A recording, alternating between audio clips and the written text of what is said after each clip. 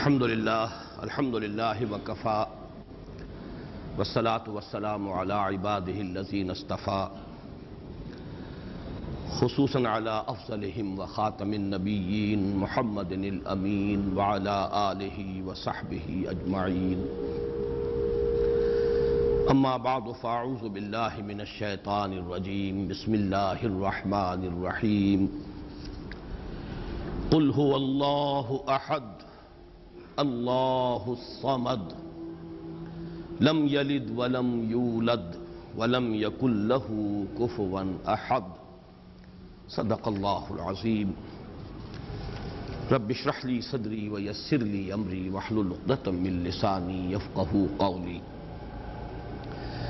اللہم ربنا الہمنا رشدنا واعذنا من شرور انفسنا اللہم ارنا الحق حقا وارزقنا اتباعه وارنا الباطل باطلا وارزقنا اجتنابه اللہم ربنا آنس وحشتنا فی قبورنا وارحمنا بالقرآن العظیم اللہم اجعله لنا اماما ونورا وہدا ورحمہ اللہم ذکرنا منہ ما نسینا وعلمنا منہ ما جہلنا وارزقنا تلاوته آناء اللیل واطراف النہار واجعلہ لنا حجتا یا رب العالمین آمین۔ ہمارا آج کا درس بھی 3 ہفتوں کے بعد ہو رہا ہے، یعنی 2 ہفتے کے ناغے سے۔ البتہ اب ارادہ یہ ہے اللہ تعالیٰ پورا کرائے کہ بقیہ 2 صورتیں جو آج کے بعد رہ جائیں گی، آج ہم سورہ اخلاص پڑھ رہے ہیں، پھر معوذتین رہ جائیں گی، تو ارادہ پختہ یہ ہے کہ اب ناغہ نہ ہو، اور 1 نومبر کو جمعہ آ رہا ہے تو 2 نومبر کو ہم سورۃ الفلق اور پھر 9 نومبر کو سورۃ الناس کا مطالعہ کر کے یہ سلسلے وار درس قرآن جو اب اپنے اختتام کو پہنچ رہا ہے، تو اس موقع پر ایک خصوصی تقریب کا بھی انعقاد کریں، اس لیے کہ اب اس کے بعد پھر اثر 9 شروع سے قرآن حکیم کے درس کے سلسلہ کا مجھے آغاز کرنا ہے، اور ارادہ یہ کیا ہے کہ آئندہ یہ درس ہفتے میں 2 مرتبہ، ہفتہ اور اتوار 2 دن تسلسل کے ساتھ، تاکہ پروگرس ہو سکے، اس لیے کہ یہ جو آخری منزل ہے ہماری سورہ حجرات کے بعد سے، اس کے دروس تو ریکارڈ ہو گئے ہیں، آڈیو میں بھی ویڈیو میں بھی، لیکن اس سے پہلے کے دروس شاذ ہی کہیں ہمارے پاس ریکارڈ میں ہیں۔ اب جیسا جتنا بھی اللہ کو منظور ہوگا ابتدا سے، تو اس میں میں چاہتا ہوں کہ رفتار کچھ زیادہ ہو، تو ارادہ یہ کیا ہے کہ ہر ہفتے 2 درس ہوں تاکہ ہماری رفتار کچھ تیز ہو سکے۔ ایک نکتہ میں نے اس سے پہلے 2 مرتبہ بیان کیا ہے، آج 3ری مرتبہ دہرا رہا ہوں۔ میں سوچ رہا تھا کہ کیوں میں اتنی تکرار کر رہا ہوں، تو ایک تو خیال یہ ہوتا ہے کہ ہر درس میں کوئی ہو سکتا ہے چند ہی لوگ ہوں لیکن نئے ہوتے ہیں، لیکن ایک یہ بھی کہ اگر کسی خیال کی طرف اللہ تعالیٰ نے ذہن کو منتقل کیا ہو اور یہ احساس ہو کہ اس سے پہلے شاید یہ بات کسی گوشے کی جانب سے سامنے نہیں آئی ہے، تو انسان کو فطری طور پر اس سے ایک طبعی لگاؤ ہو جاتا ہے، اور وہ نکتہ یہ ہے کہ قرآن حکیم کی جو آخری 10 آیات ہیں، یہ ایک مکمل قرآن ہے ان منیچر، کہ قرآن ان منیچر، ایک چھوٹا سا قرآن۔ اور یہ کیوں ہے؟ اس لیے کہ ظاہر بات ہے، وہ مصرع زبان پر آ رہا ہے کہ بزم میں اہل نظر بھی ہیں، تماشائی بھی، انسانوں میں عوام بھی ہوتے ہیں، خواص بھی ہوتے ہیں، سنجیدہ طالب علم بھی ہوتے ہیں، اور ایسے بھی ہوتے ہیں کہ جو علم سے یا کوئی طبعی مناسبت نہیں ہوتی یا اتنے مواقع انہیں نہیں ملتے، تو پورے قرآن کا پڑھنا، اس کا سمجھنا، یہ تو ظاہر بات ہے کہ سب لوگوں کا نصیب تو نہیں ہے، لیکن یہ کہ یہ 10 صورتیں چھوٹی چھوٹی صورتیں یہ ایسی ہیں کہ جو اکثر و بیشتر نمازوں میں پڑھی جاتی ہیں۔ عام آدمی بھی ذرا سا بھی اگر مس ہو، لگاؤ ہو، کوئی دلچسپی ہو دین سے، تو ان 10 صورتوں کو تو یاد کر لیتا ہے۔ یہی وجہ ہے کہ تراویح کی نماز میں جہاں کوئی حافظ نہیں ہوتے، یا آخری ایام جو ہوتے ہیں ختم قرآن کے بعد، پھر ان میں انہی 10 صورتوں کو 2 مرتبہ پڑھ کر 20 رکعتوں میں وہ جو تلاوت کی جاتی ہے۔ تو ان میں نے غور کیا تو نظر آیا کہ ایک تو دین کے جو تمام بنیادی تصورات ہیں وہ سب جمع ہو گئے، یہاں تک کہ جو بڑی اہم اصطلاحات ہیں، دین، دین کا بنیادی مفہوم کیا ہے، دین کا اصطلاحی مفہوم کیا ہے، دین کی نسبت اصلاً کس کی طرف ہے، مجازی نسبت کس کی طرف ہے، یہ سارے معاملات، رب کا مفہوم، ربوبیت کے تقاضے، یہ تمام عبادت جو گردان ہوئی ہے، قل یا ایھا الکافرون لا اعبد ما تعبدون ولا انتم عابدون ما اعبد ولا انا عابد ما عبدتم ولا انتم عابدون ما اعبد۔ اب آپ دیکھیے کہ وہ بنیادی اصطلاح ہے اور اس کو کس طریقے سے تکرار کے ساتھ سامنے لایا گیا ہے۔ صلاۃ، یہ بھی اس کے اندر، فویل للمصلین الذین هم عن صلاتهم ساہون، سورۃ الکوثر میں فصل لربک وانحر ان شانئک هو الابتر۔ تو واقعہ یہ ہے کہ اگر یہ 10 صورتیں بھی انسان نے پڑھ لی، ظاہر بات ہے سورہ فاتحہ تو ہر مسلمان جانتا ہی ہے، پڑھتا ہی ہے، ہر نماز کی رکعت میں پڑھتا ہے، لیکن یہ 10 صورتیں بھی اگر کوئی عام انسان سمجھ لے تو واقعہ یہ ہے کہ دین کے جو بنیادی تصورات ہیں اس کی گرفت میں آ جائیں گے، پھر ان کو یاد رکھنا آسان، ان کو دہراتے رہنا آسان۔ دوسرا اسی کا ذیلی نقطہ یہ ہے کہ اس میں ایک عجیب ترتیب مجھے محسوس ہوئی کہ پہلی 7 صورتوں کا تعلق در حقیقت سیرت النبی سے ہے، اور آخری 3 جن میں سے پہلی آج ہم پڑھ رہے ہیں، یہ دین کی بنیادی تعلیم جو ہے توحید۔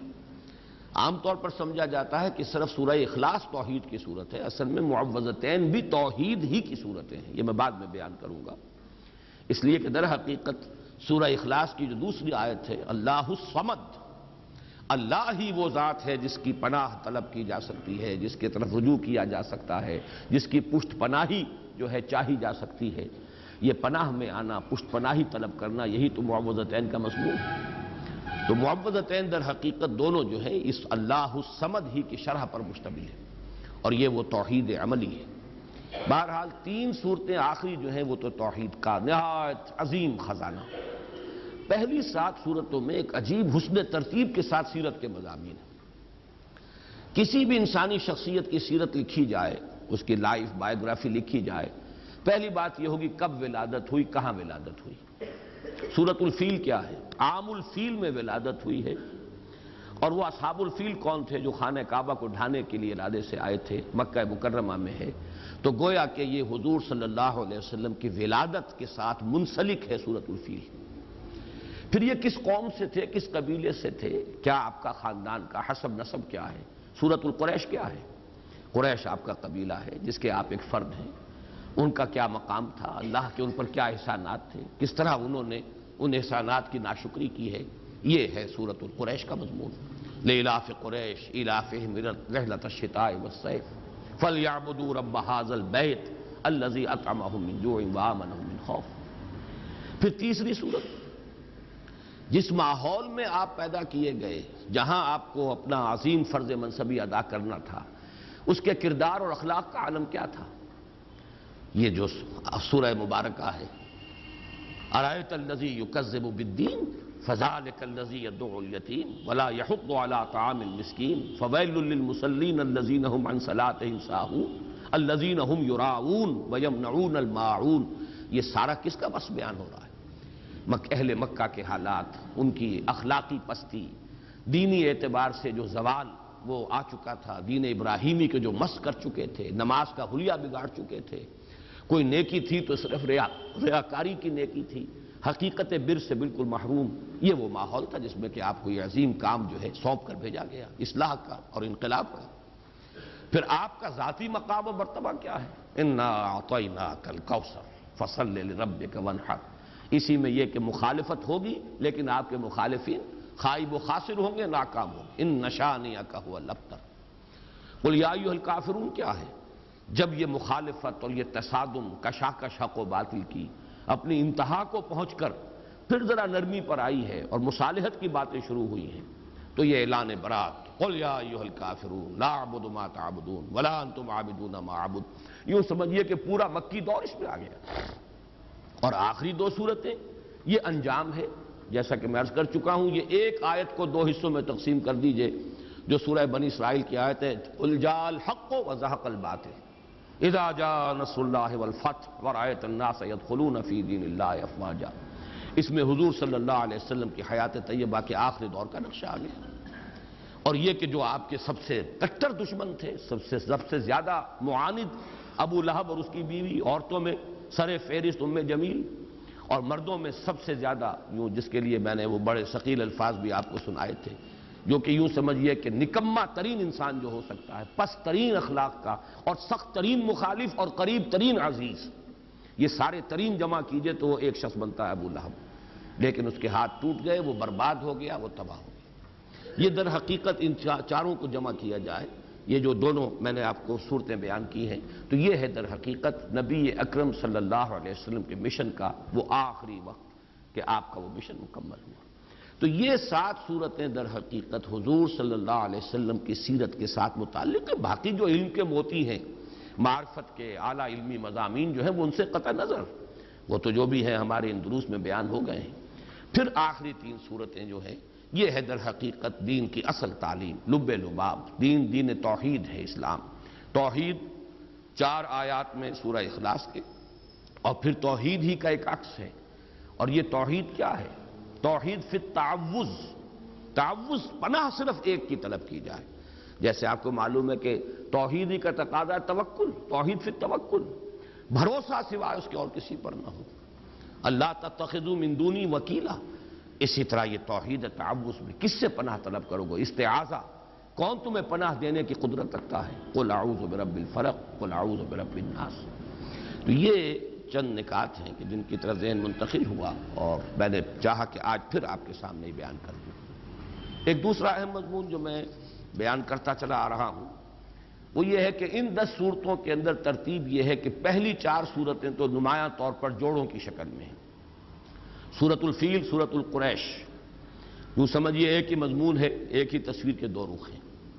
پھر اسی طریقے سے اس سے اگلی صورت جو ہے وہ ارأیت الذی یکذب بالدین، سورہ معون، اور سورہ کوثر، یہ بھی ایک ہی تصویر کے 2 رخ ہیں۔ ایک کردار وہ ہے جن سے ثابتہ ہے محمد الرسول اللہ صلی اللہ علیہ وسلم کو، ایک مقام و مرتبہ ہے محمد الرسول اللہ کا، یہ بھی ایک ہی مضمون ہے، جوڑا ہے۔ البتہ پھر سورہ کافرون ایک منفرد مزاج کی صورت ہے۔ اگلی 2 صورتیں نمایاں طور پر جوڑے کی شکل میں ہیں۔ جاء الحق وزهق الباطل، یہ در حقیقت ایک ہی تصویر کے 2 رخ ہیں۔ حق آ گیا، حق کو غلبہ ہو گیا، اللہ کی مدد آ گئی، اللہ کی نصرت آ گئی، اور لوگوں کو دیکھا کہ وہ فوج در فوج داخل ہو رہے ہیں اللہ کے دین میں۔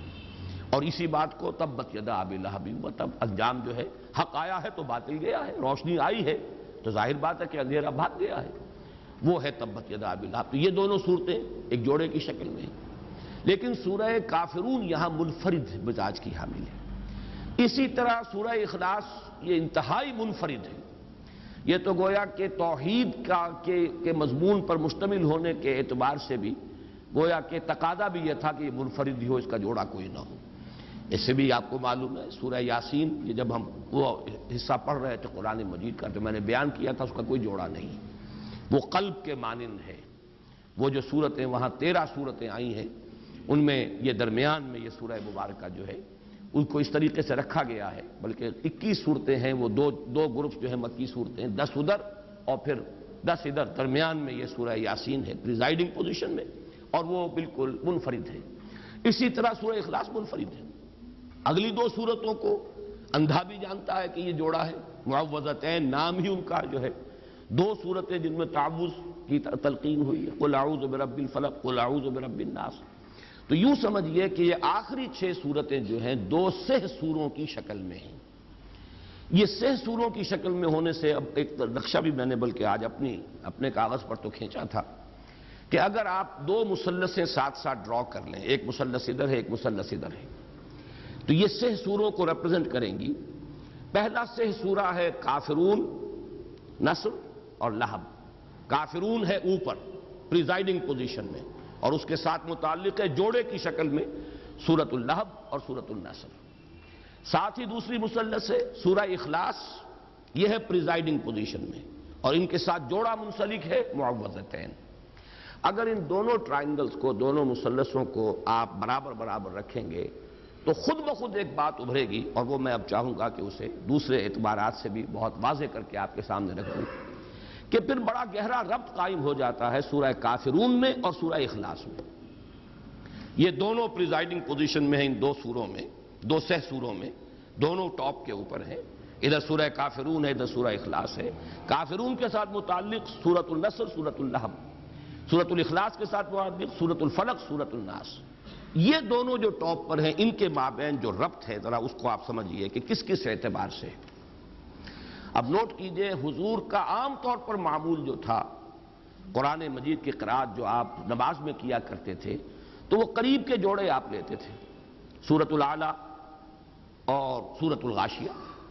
حالانکہ سورہ غاشیہ بڑی ہے تعداد آیات کے اعتبار سے، لیکن یہ کہ جمعے کی نماز میں اور عیدین کی نمازوں میں، چونکہ دونوں میں فذکر تذکیر کا حکم ہے، ان دونوں صورتوں کو جمع کرتے تھے، یا پھر سورہ جمعہ، سورہ منافقون یہ آپ جمع کرتے تھے۔ لیکن بعض جگہوں پر آپ کا ہم نے معمول دیکھا کہ اس اصول سے ہٹ کر کہیں سے ایک صورت لی ہے، کہیں سے دوسری لی ہے، تو اس میں بھی کوئی نہ کوئی مناسبت ہوتی ہے۔ سورہ کافرون اور سورہ اخلاص کا عجیب معاملہ ہے کہ اہم ترین جو سنتیں ہمارے ہاں نماز کی جو شمار ہوتی ہیں، ان میں حضور کا معمول ان دونوں کو جمع کرنے کا ہے۔ فجر کی 2 سنتیں، پہلی رکعت میں سورہ کافرون، دوسری میں سورہ اخلاص، درمیان میں 2 سورتیں چھوڑ دیں آپ۔ اسی طریقے سے طواف کی 2 رکعتیں بہت مشہور، بہت ہے، طواف کے ساتھ ان کا ایک بڑا گہرا ربط، پہلی میں سورہ کافرون، دوسری میں سورہ اخلاص۔ یہ جو ربط اور تعلق ہے، اس کو اچھی طریقے سے سمجھ لیجئے کہ ان میں بڑی یعنی گہری مناسبت ہے ان دونوں صورتوں کے اندر۔ اور اسی کے ساتھ نوٹ کیجئے، یہی 2 صورتیں ہیں جن کے نام بے شمار ہیں اور ایک نام مشترک ہے۔ سورہ کافرون کے بارے میں یہ بات میں اس وقت بتانا بھول گیا کہ اس کا نام سورۃ الاخلاص بھی ہے۔ سورہ اخلاص ان دونوں صورتوں کا نام ہے، ویسے وہ زیادہ مشہور سورہ کافرون کے نام سے ہے، لیکن یہ کہ اس کے بھی نام بہت ہیں، اس کے بھی نام بہت ہیں۔ آج جو میں اس سورہ مبارکہ کے نام ہے وہ تو میں بعد میں آپ کو گنواؤں گا بھی، سورہ اخلاص کے نام۔ اور یہ عربوں کے اس مزاج کے مطابق ان کا ایک ذوق تھا، جس چیز سے انہیں زیادہ محبت ہوتی تھی، جس چیز کی زیادہ عظمت ہوتی تھی، اس کے نام بہت زیادہ رکھ دیتے تھے، مختلف پہلوؤں سے، مختلف صفات کے اعتبار سے۔ شیر کے آپ کو لیے ہزاروں لفظ مل جائیں گے۔ اب شیر کی ہر ادا کے اعتبار سے اس کا ایک علیحدہ نام ہو جائے گا۔ تلوار کے لیے، گھوڑے کے لیے بے شمار ان کے نام ہوں گے۔ اسی طرح جن صورتوں سے خصوصی محبت تھی صحابہ کرام کو، تو ان صورتوں کے انہیں نام رکھے، ایک سے بہت زیادہ۔ ان دونوں صورتوں کا یہ بھی وصف مشترک ہے۔ الاخلاص دونوں کا نام ہے، المقشقشہ نام دونوں کا ہے۔ اچھا، اس میں جو اصل ربط ہے اس کو آپ پہچانیے، مانوی ربط۔ یہ سورہ کافرون اور سورہ اخلاص کے مابین بڑی یعنی مانوی جو ان دونوں کا ربط ہے، اس کے اعتبار سے اہم بات ہے کہ سورہ کافرون میں ما اعبد، جسے میں پوجتا ہوں، یہ 2 مرتبہ آیا۔ تم نہیں پوجو گے جسے میں پوجتا ہوں، یا تم نہیں پوجتے ہو جسے میں پوجتا ہوں، اور میں نہیں پوجوں گا جسے تم پوجتے ہو، اور میں نہیں پوجتا جنہیں تم پوجتے ہو۔ ایک فطری سوال اٹھتا ہے کہ آپ کسے پوجتے ہیں؟ وہ کون ہے؟ اس کی صفات کیا ہے؟ اس کی شان کیا ہے؟ جیسے کہ روایات میں بھی الفاظ آتے ہیں کہ حضور سے پوچھا گیا، صف لنا ربک، صفت بیان کیجئے نا ذرا، آپ کس کو پوچھتے ہیں؟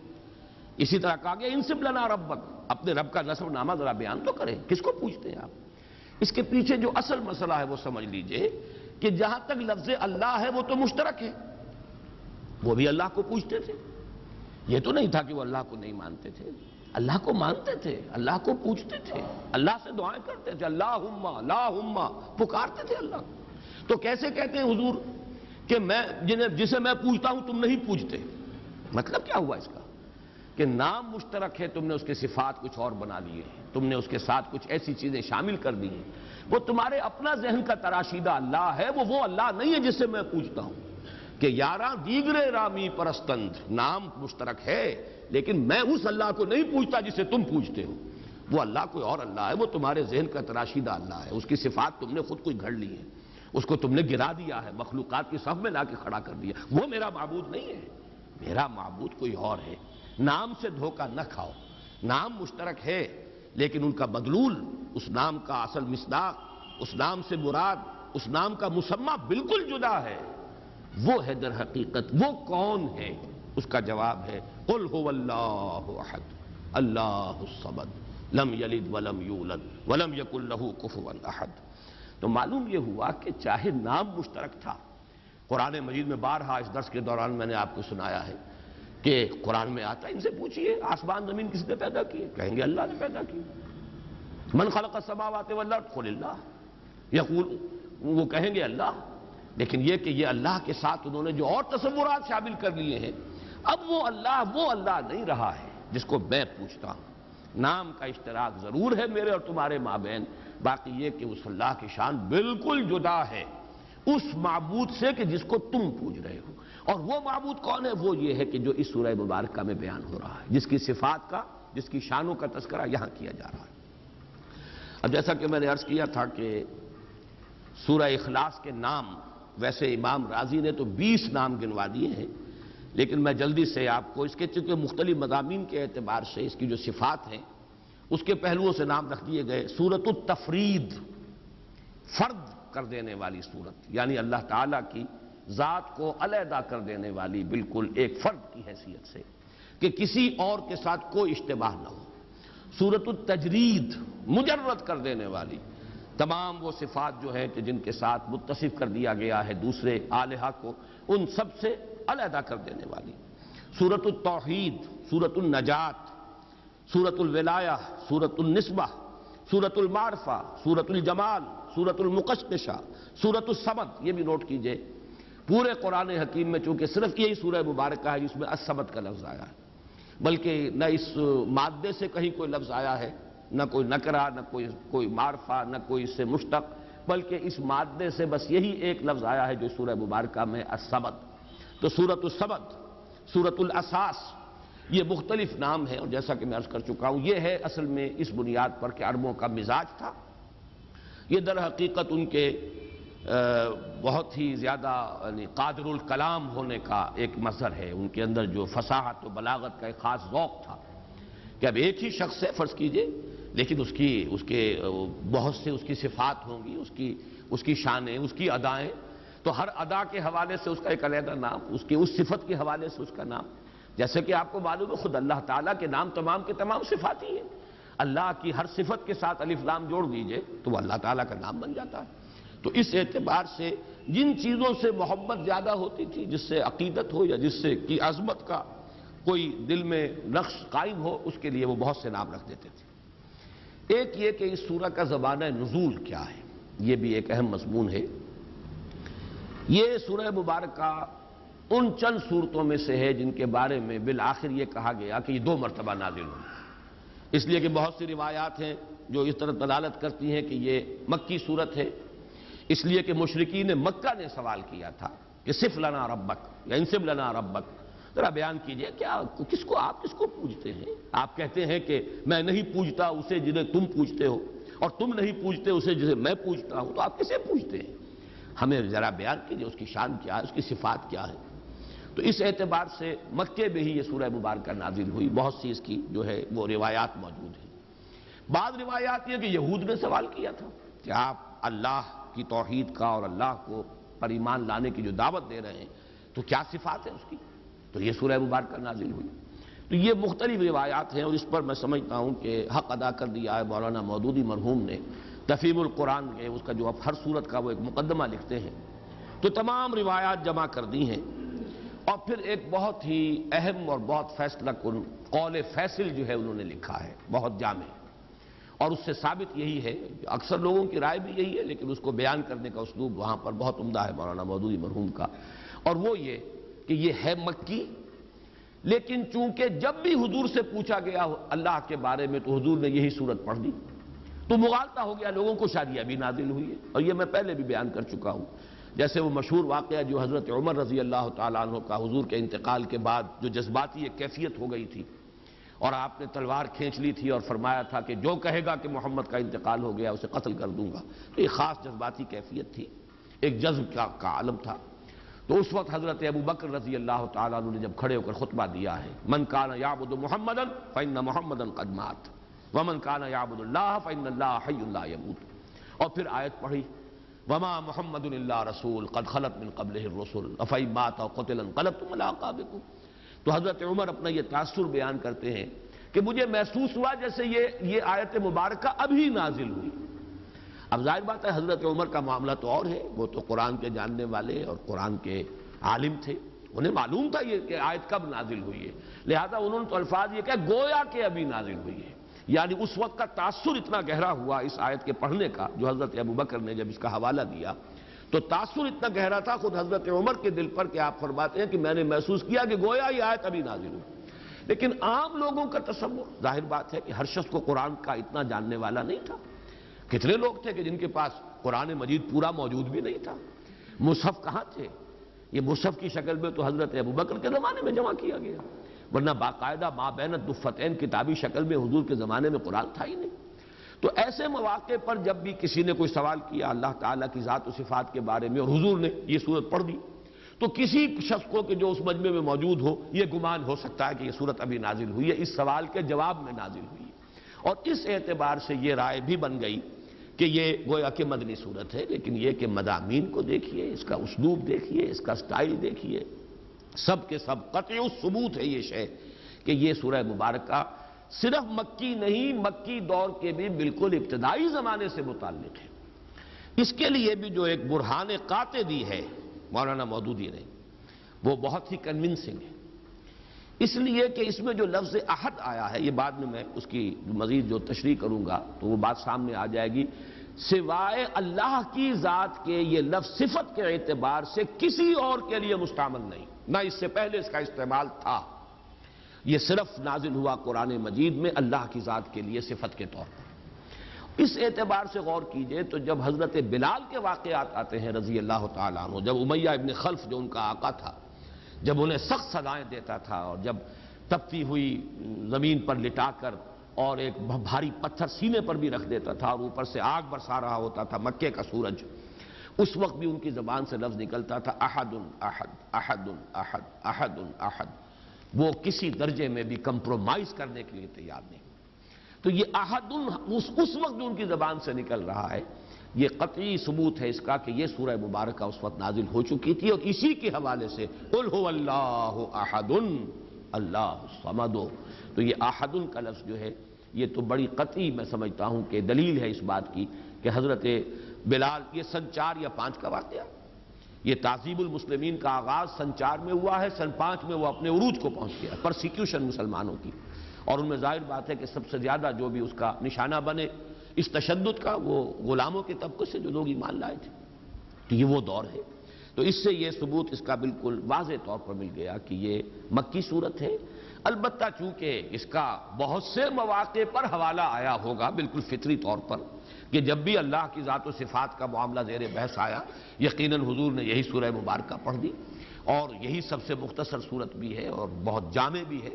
اس اعتبار سے کچھ حضرات کو اگر یہ مغالطہ ہو گیا ہو کہ یہ مدینے میں نازل ہوئی ہے تو وہ بات قرین قیاس سے سمجھ میں آتی ہے۔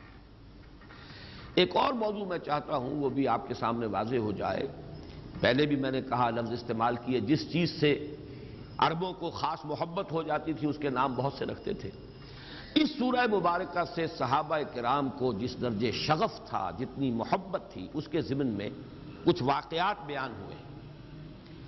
ایک روایت کے جو بخاری اور مسلم دونوں میں ہے اور اس کی راویہ ہیں حضرت عائشہ صدیقہ رضی اللہ تعالی عنہا، اس میں واقعہ بیان ہوا ہے کہ حضور نے کوئی دستہ بھیجا کسی مہم پر، اور ایک اس کے سردار ظاہر بات ہے امیر تھے، امیر الجیش، اب جہاں بھی نماز پڑھی جاتی تھی تو وہی امیر امام بھی ہوتے تھے، تو وہ ہر رکعت میں چاہے اور قرآن مجید کا کوئی حصہ پڑھے لیکن آخر میں قل هو اللہ احد ضرور پڑھتے تھے۔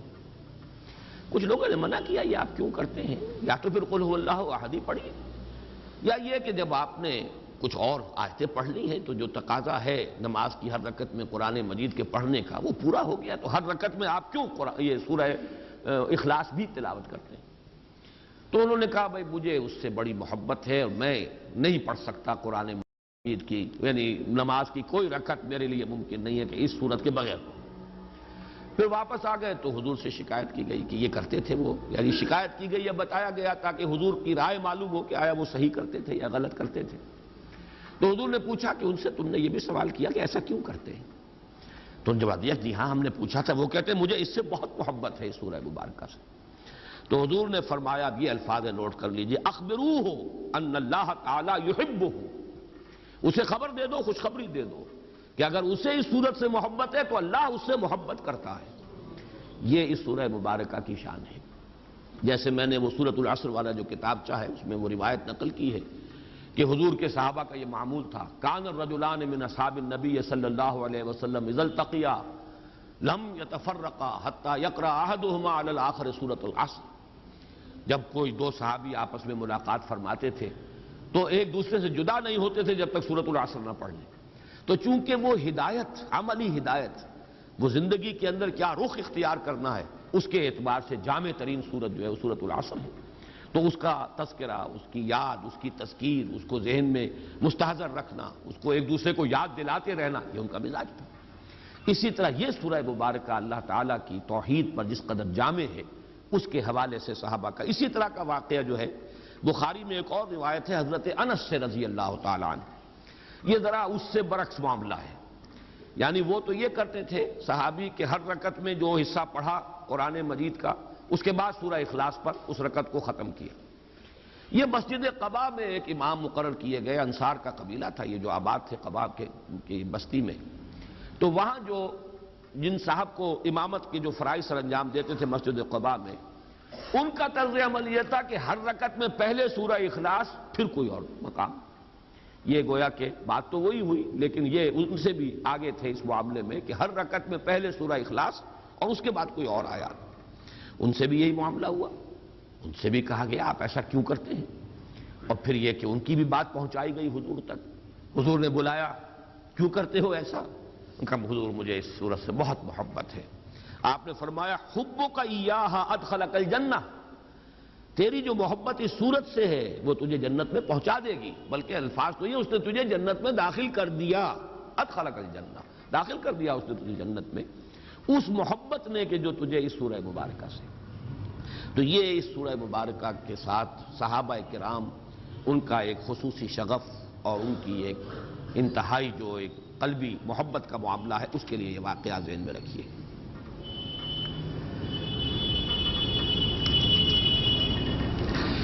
اس صورت کے بارے میں ویسے تعجب کے ساتھ بیان کر رہا ہوں کہ مولانا اصلاحی صاحب نے ایک جملہ لکھا ہے، بعض لوگ اسے ثلث قرآن کے مساوی قرار دیتے ہیں، حالانکہ صحیح ترین روایات میں یہ خود حضور کا قول ہے. یعنی مجھے حیرانگی اس پر ہے کہ اتنی صحیح، اچھا قول قبول بھی کر رہے ہیں، اس کی توجیہ بھی بیان کر رہے ہیں. یہ ثلث قرآن کیوں ہے؟ اس لیے ہے کہ اگر دین کا آپ تجزیہ کریں گے، دین کی جڑ و بنیاد ایمان ہے. ایمان کے 3 اجزاء ہیں، توحید، معاد اور رسالت. یہ 3 بنیادی آرٹیکلز آف فیتھ جنہیں آپ کہیں گے، ان کا نام مجموعی ایمان ہے. ایمان جڑ ہے، دین کی بنیاد ہے. لہذا جب 3 میں سے ایک کے اوپر یہ نہایت جامع صورت ہو گئی تو معلوم یہ ہوا کہ پھر یہ ثلث قرآن کے مسائل توجیہ بھی کر رہے ہیں، قول بھی نقل کر رہے ہیں. لیکن وہ قول جو محمد الرسول اللہ صلی اللہ علیہ وسلم کا ہے اور جو صحیح ترین احادیث میں وارد ہوا ہے اس کی طرف بھی حوالہ اس طرح دینا یہ مجھے سمجھ میں نہیں آتا ہے. کہ ظاہر بات ہے کہ یہ تفسیر کا حصہ، تدبر قرآن کا یہ حصہ مولانا اصلاحی صاحب نے اب اس عمر کو پہنچ کر لکھا ہے جس میں قوا ضعیف ہو جاتے ہیں. اور معلوم ایسا ہوتا ہے کہ کچھ حدیث نبوی سے کچھ ایسا بعد پیدا ہو چکا تھا مزاج میں کہ جہاں انہیں اختلاف ہے وہاں تو ظاہر بات ہے کہ وہ جس حدیث کو بھی چاہیں اٹھا کر پھینک دیں، وہ تو اس لیے کہ اختلاف ہے انہیں، اس کے اوپر جو جرح کرنی ہو، جو نقد کرنی ہو. لیکن جہاں اتفاق ہے، اس مضمون سے اتفاق ہے جو اس حدیث میں بیان ہوا، لیکن اس کا حوالہ بھی حدیث کے اعتبار سے نہیں دے رہے، میں اس پر سوائے تعجب کے اور کسی بات کا اظہار نہیں کر سکتا. اس کو ثلث قرآن قرار دیا خود محمد الرسول اللہ صلی اللہ علیہ وسلم. یہ روایت مسلم، صحیح مسلم میں ہے حضرت ابو الدرداء رضی اللہ تعالی عنہ سے، اور صحیح بخاری میں ہے حضرت ابو سعید الخدری رضی اللہ تعالی عنہ سے، اور حضرت ابن عباس اور حضرت انس سے بھی مروی ہے. مختلف روایات دوسری اور جو صحائف 7 کی کتابیں ہیں، بقیہ جو ہیں 4 کتابیں، ان میں روایات ہیں بہت سے صحابہ سے. اور اس میں یہ ہے کہ حضور نے فرمایا کہ کیا تم میں سے کسی شخص کے لیے یہ ممکن نہیں ہے کہ ہر رات 1/3 قرآن پڑھ لیا کرے؟ تو صحابہ نے عرض کیا حضور کس کے لیے یہ ممکن ہے؟ ظاہر بات ہے مشقت ہے، دن کی محنت ہے، وہاں کوئی اس طرح کے مرفہ الحال لوگ تو شاذ ہی کوئی ہوں گے. بڑی محنت اور مشقت کے ساتھ اپنے معاش کا معاملہ چلتا تھا. ثلث قرآن، 1/3 قرآن، 10 پارے قرآن ہر رات کو پڑھنا کس کے لیے ممکن ہے؟ تو آپ نے فرمایا سورہ اخلاص پڑھ لیا کرو، وہ ثلث قرآن کے مساوی ہے۔ اب یہ جو یعنی حدیث ہے جو اس سورہ مبارکہ کی عظمت اور اس کی فضیلت کو بیان کر رہی ہے، یہ حدیث جیسا کہ میں نے آپ کو بتایا مسلم شریف میں ہے، حضرت ابو الدرداء سے، بخاری شریف میں ہے، حضرت ابو سعید خدری سے، اور بقیہ کتابوں میں بھی ہے بہت سے صحابہ سے۔ اور اس کی وجہ کیا ہے؟ وجہ یہ ہے کہ یہ توحید کے موضوع پر جامع ترین صورت ہے۔ یہ میں اصل میں مضمون ذرا آج کے درس کے اختتام پر چاہتا ہوں لانا۔ ویسے یہاں صرف اشارہ کر دوں کہ آج سے کوئی 15 یا 17 سال قبل میں نے ایک تقریر ریڈیو پر کی تھی آیت الکرسی پر، وہ چھپی ہوئی بھی ہے۔ اس میں نے ایک بات کہی تھی جس کی میں اس وقت اصلاح کرنا چاہتا ہوں کہ اس میں مجھ سے ایک غلطی ہوئی بیان کرنے میں۔ وہ غلطی یہ ہوئی کہ میں نے یہ قرار دیا، وہاں تقابل کیا کہ آیت الکرسی توحید فی الصفات پر جامع ترین آیت ہے، اور حضور کے چونکہ الفاظ ہیں کہ قرآن مجید کی آیات کی سردار آیت الکرسی ہے، تمام آیات قرآنیہ میں سب سے زیادہ افضل اور سردار تمام آیات کی آیت الکرسی ہے۔ کیوں ہے؟ توحید پر ہے، لیکن توحید اس میں اس وقت مجھے یہ محسوس ہوا کہ زیادہ اس میں توحید صفات کا بیان ہے۔ اور وہاں میں نے یہ جملہ لکھا ہے کہ جب کہ سورہ اخلاص یہ تمام سورتوں کی یہ سردار ہے، آیت الکرسی تمام آیتوں کی سردار ہے، اور سورۃ الاخلاص یہ تمام سورتوں کی سردار ہے، اور یہ توحید فی الذات پر نہایت جامع ہے۔ اس میں جو میں اصلاح کر رہا ہوں وہ یہ ہے کہ یہ سورہ مبارکہ صرف توحید فی الذات کے نہیں، یہ توحید فی الذات، توحید فی الحقوق، توحید فی الصفات، توحید عملی، اور سب سے اونچی توحید ایک ہے توحید وجودی، ان تمام کو اپنے اندر جمع کرنے والی صورت ہے۔ واقعہ یہ ہے کہ یہ جب تک بات سامنے نہیں آئے گی، اس کی عظمت، اس درجے، اس کے ساتھ صحابہ کی محبت، ثلث قرآن کے مساوی اس کا قرار دے دینا، جب تک کہ یہ تمام پہلو جو ہے توحید کے وہ سامنے نہ آ جائیں کہ اس ایک صورت میں اللہ تعالیٰ نے جمع کر دیا ہے، تو یہ اس کی عظمت نکھر کر سامنے نہیں آتی۔ اور یہ قول مبارک نبی اکرم صلی اللہ علیہ وسلم کا کہ یہ ثلث قرآن کے مساوی ہے، اس کی صحیح توجیہ جو ہے، ویسے یہ کہ مستند ہے ان کا فرمایا ہوا، حضور نے جو بات کہی سر آنکھوں پر، لیکن یہ کہ اس بات پر ایک انشراح ہو، علی وجہ البصیرت ایک انسان پہچانے کہ ہاں یہی بات ہے اور یہ اس بنیاد پر ہے، تو یہ بات نہیں حاصل ہو سکتی جب تک کہ یہ بات سامنے نہ آ جائے کہ یہ چاروں قسم کی توحیدیں، توحید وجودی، توحید عملی، توحید ذاتی، توحید صفاتی، ایک ایک آیت میں ایک ایک توحید کو نہایت ہی مختصر بلکہ گنتی کے الفاظ کے اندر جمع کر لیا گیا ہے۔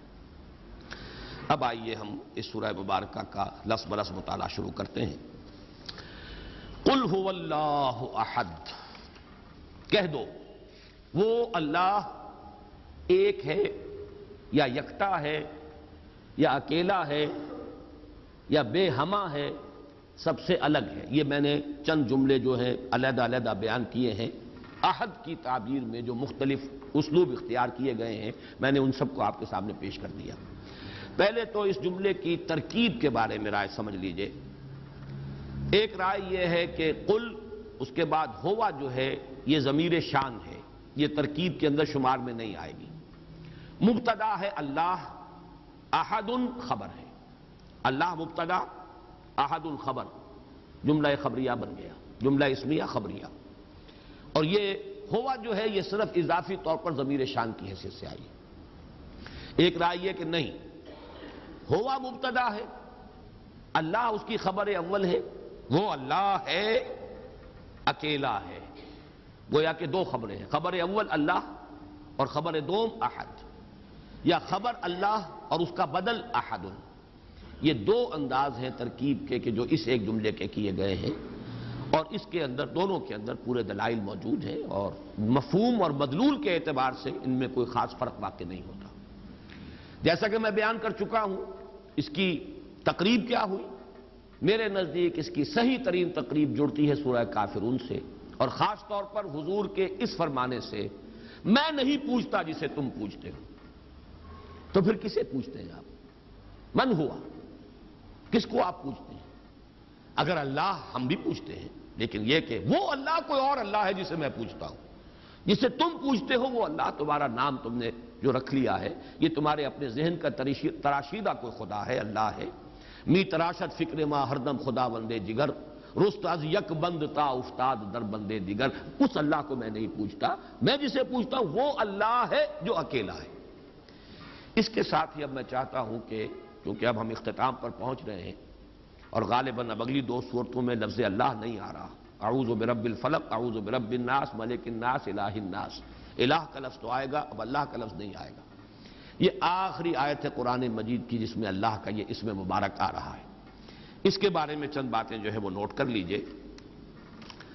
اللہ، دو رائے ہیں اس کے بارے میں. ایک رائے جو زیادہ صوفیانہ مذاق رکھنے والوں کی رائے ہے، وہ یہ ہے کہ یہ اسم جامد ہے، مشتق نہیں ہے، کسی اور مادے سے نکلا نہیں ہے، اسم جامد ہے اور اسم ذات ہے اللہ کا.